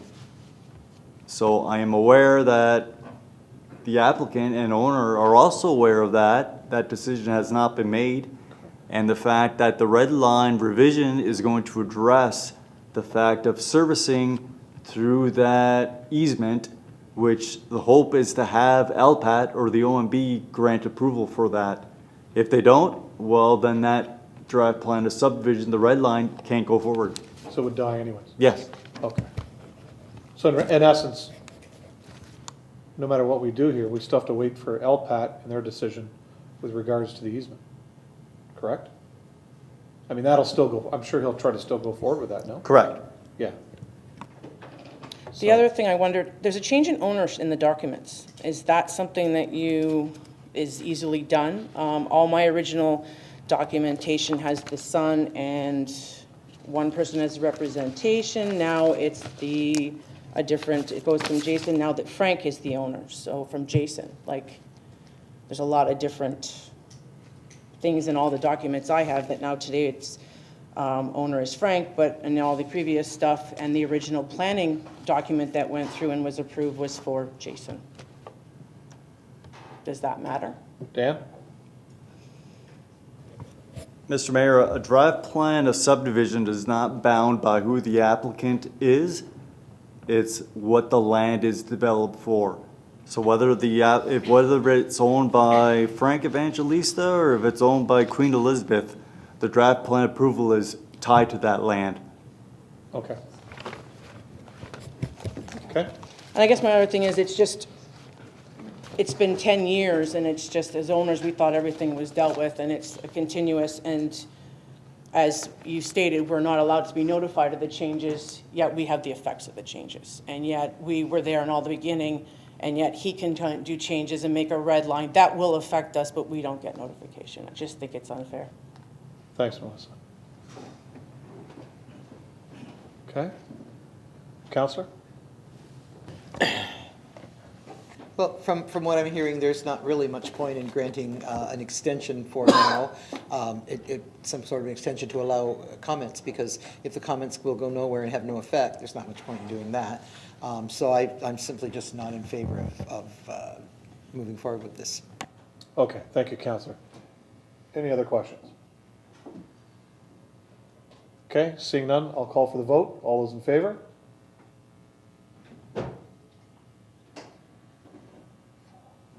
Put your hands up just so I can count, please. All those opposed? Are you opposed or in favor? Honestly, you had your hand up twice. Because I saw it when we were in favor, and now I'm seeing it we're opposed. You're opposed. Just so I know. Okay, so 1, 2, 3, 4. So it's tied. I'll vote in the favor for extension. Okay? But I would still ask that the public please send Dan their questions. You can email Dan, and if he has an answer for you, he can give you an answer. All right? Item number 10, Councillor Claylough. Planning and Development Department, Planning Division Report 2/1985, Subject Recommendation Report for Official Plan Amendment D09-0119 and Zoning Bylaw Amendment D140319, 170 Welland Street. Can I have a seconder for this? Councillor Wells. Councillor Claylough. I just have a question. I've had a few people come forward with questions regarding this, and I wondered if we'd had any more input on it, or if staff had received anything further regarding this. Dan? Through Mr. Mayor, no, we have not. The planner did notify all the people that did speak at the public meeting by email. They left their email address and everyone was notified. And we received no other comments. Okay, Councilor, any questions? Councilor Wells. Through you, Your Worship, to Dan. Dan, just for clarification, in your report on page 7 of your report, page 144 of our, or 141 of our package, it talks about the Ministry of the Environment, Conservation and Parks, D6 compatibility with sensitive zones. And my understanding of the D6 compatibility separation distance is that for Class 1 industry zoning, that it would require a 70-meter separation distance, but in your report it states a 20-meter separation distance. I was just asking for clarification on that, because the only way you could go from 70 down to 20 is if there were some studies that were performed which would justify the shorter distance. So I was just asking for some clarification on that. Dan?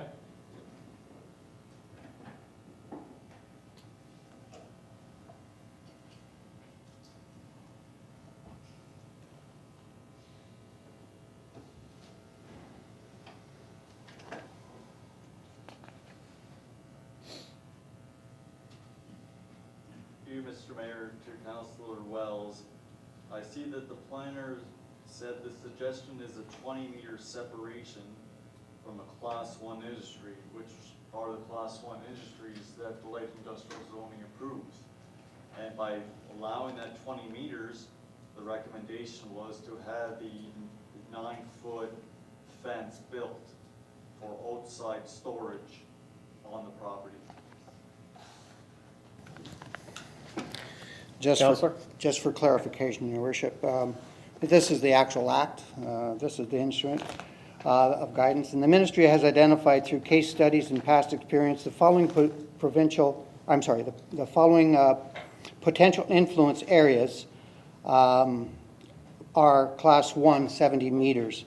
And then it goes on, the actual influence area for industrial land uses, and it states in there that the actual influence area or the overall range of influence may be defined within the exceptional circumstances, provided that they perform additional studies of influence, of actual influence. And just by suggesting that a fence, a 2.5 or 2.6 meter fence, is going to eliminate the sound or the impacts of industry down virtually over less than 1/3 of the distance, I can't justify that. Thank you, Councillor. Councillor Demery. Thank you, Mr. Mayor. Through you to Mr. Aquilina. Dan, actually, Mr. Dwart approached me just before the council meeting began and asked me to explain what an L1-51 zoning was. I didn't have an answer for the 5-1 part. I looked and couldn't find anything earlier, so maybe you could explain. Through you, Mr. Mayor, to Councilor Demery, the LI-51 is a site-specific zone to actually put in place the uses that council recommended not be put in place, and also puts in place the conditional zoning of the fence. Yes. Okay, Councillor? Thank you. Thank you. Any other questions? No further questions. I'll call the question. All those in favor? For? We can get an answer to Councillor Wells. I mean, he made a very important point. I'd like to know where that stands. That's a big point. Dan? Mr. Mayor, I would have to take a look into detail about that requirement. The fact, I'm not going to speak for the planner, the fact that those uses were at one time existing, but it does make the suggestion that a 20-meter separation distance from a Class 1 industry from residential properties was something that was taken into consideration. So what I would suggest, council, if it's the direction from council, put a hold on the actual consideration and I'll report back to council regarding that whole D6 guideline and the setback. It's fine. But you're not gonna change the setback, because it is what it is, what it's been forever. So I don't know how we would change that. So I think what he's taking is the existing business that's been there for umpteen years, and it's still the same distance. Like, that won't change. It's not as if this is a new entity coming in here. Councillor Demeray. Thank you, Mr. Mayor. Although it may not be a new entity coming in there, obviously the guidelines and the regulations have changed. If now they're requiring a larger setback than what they were requiring in the past, so we should at least be aware of it and make allowances for it. This is a neighborhood that lives there. Oh, I understand that. So we want to make sure that we're taking care of that. That's all. Just clarify this issue and let us know if it is 20, then it is 20. But if it's 70, then we have to take another look at what's really going on, because, I mean, this is kind of strange that we would have the planner saying one thing, and yet we're sitting there looking at regulation saying something entirely different, so.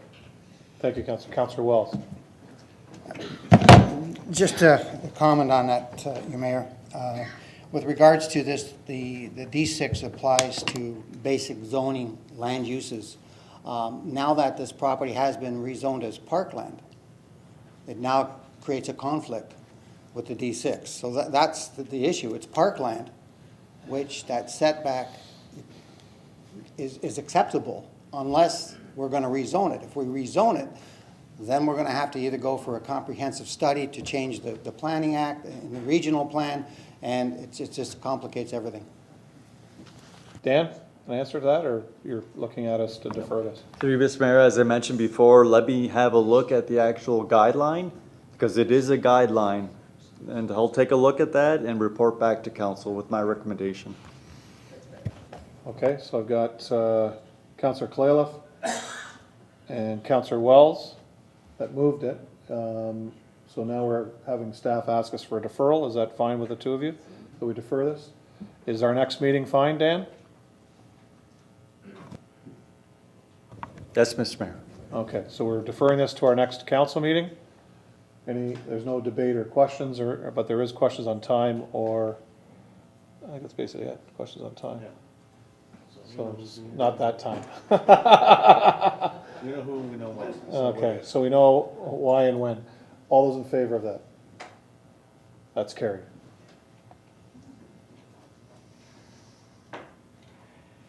That's June 25th, right? 24th?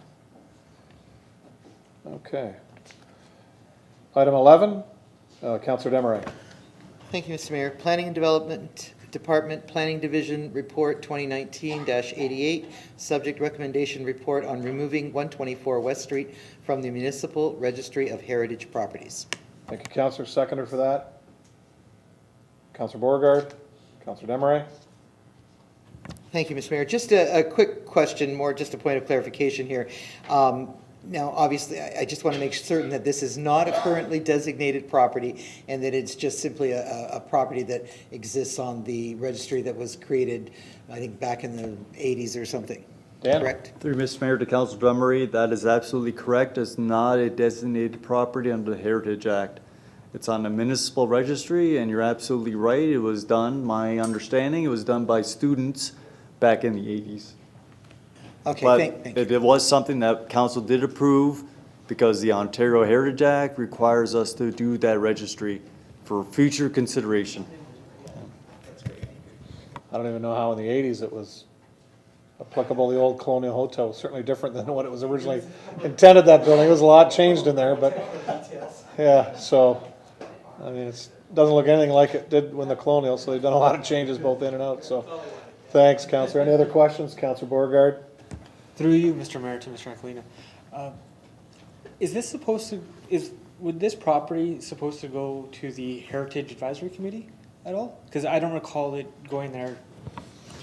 Through Mr. Mayor, because right now there is not a Heritage Committee because of membership, so there is not a committee, so staff took it upon itself to provide the recommendation to council. Yes, Council. Yeah, through you, Mr. Mayor, to Dan.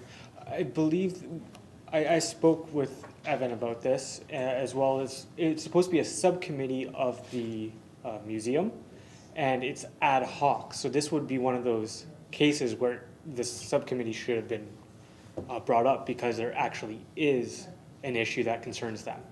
At least that's how I understood it. So my concern is, why did that not happen? Or maybe we need a more comprehensive understanding as to what's going on with this. The clerk has some information. Yeah. Mr. Mayor, to Councillor Beauregard, it's my understanding that although the subcommittee was made a part of the museum board, under the museum board, that there still are not enough members who have volunteered to sit on that subcommittee to effect a quorum. I will be doing some further advertising in the summer at some point to fill any vacancies on committees. Was there any discussion with Stephanie or the museum about this and getting the committee active? Because there's been not a whole lot of conversation between the subcommittee and I guess staff. So if they were made aware, they could have potentially got the amount of people necessary to form that subcommittee. But like again, I said it was ad hoc, and if the museum was not made aware, then that may be why there's no interest, why that wasn't formed. Dan? Through Mr. Mayor, I can't confirm whether Stephanie at the museum was made aware of this application request, so I can't comment. Okay, anything else, council? No other questions? All those in favor? All those opposed? That's carried.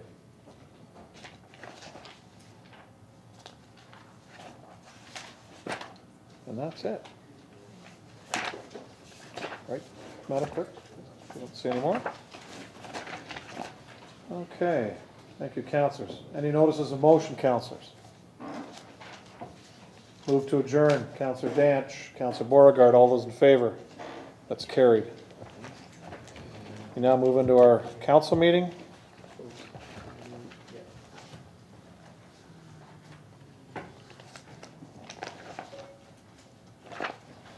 So I'll call this meeting to order. Introduction of addendum items, Madam Clerk. Mr. Mayor, we have one addendum item this evening, the addition of item 18, Engineering and Operations Department, Engineering Division, Report 2019-81, subject Shill Municipal Drains. Thank you, Madam Clerk. Confirmation of the agenda. Mover and a seconder, Councilor Bagu, Councilor Bodner. Any questions? All those in favor? That's carried. Disclosures of interest, Councilor Beauregard. Same issue? Yes. Thank you. Adoption of minutes. I have one set of minutes, regular meeting of council, 15-19, held on May 27th, 2019. A mover and a seconder. Councilor Bodner, Councilor Wells. Questions? All those in favor? That's carried. Determination of items requiring separate discussion, so that was item 1 for the conflict. Okay.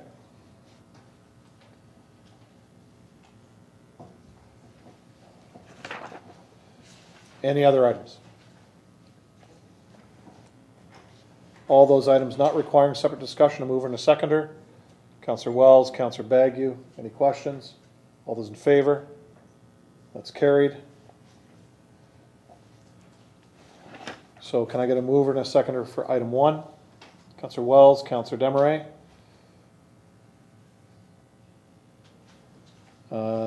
Councilor Wells, do you want to read that top portion, please?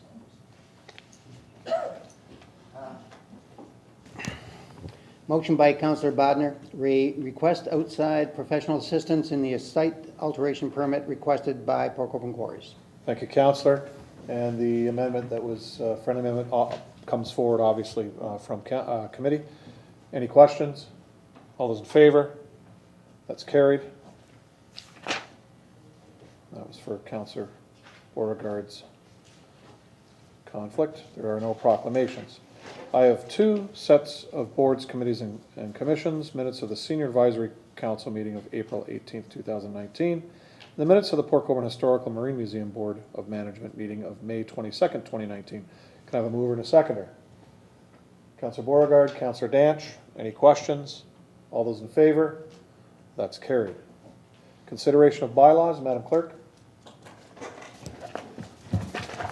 Mr. Mayor, we have several bylaws this evening. Bylaw number 66895319 being a bylaw to temporarily close sections of various streets to vehicular traffic for the purpose of the Canada Day fireworks. Bylaw number 66905419 being a bylaw to temporarily close sections of various streets to vehicular traffic for the purpose of the 41st Annual Canal Days Festival.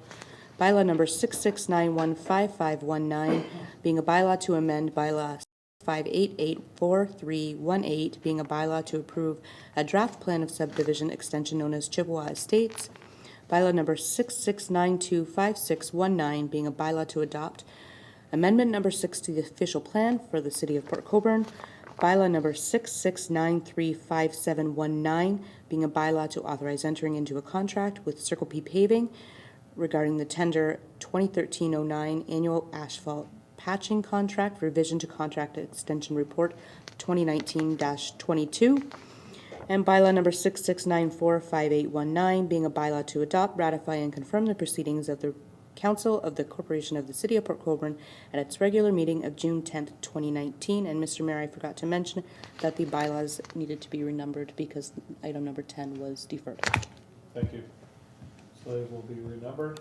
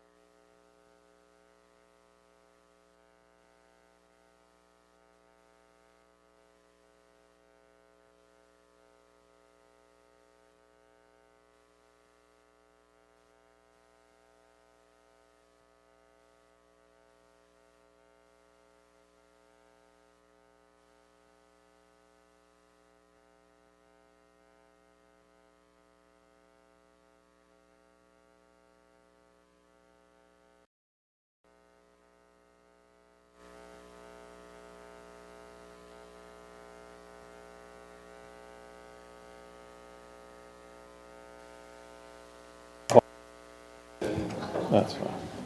We have it duly moved and seconded. All those in favor? That's carried. Any disclosures of interest going in that anybody knows yet? We will ask it again, just so you know. Okay. Okay, we'll move into committee room 3.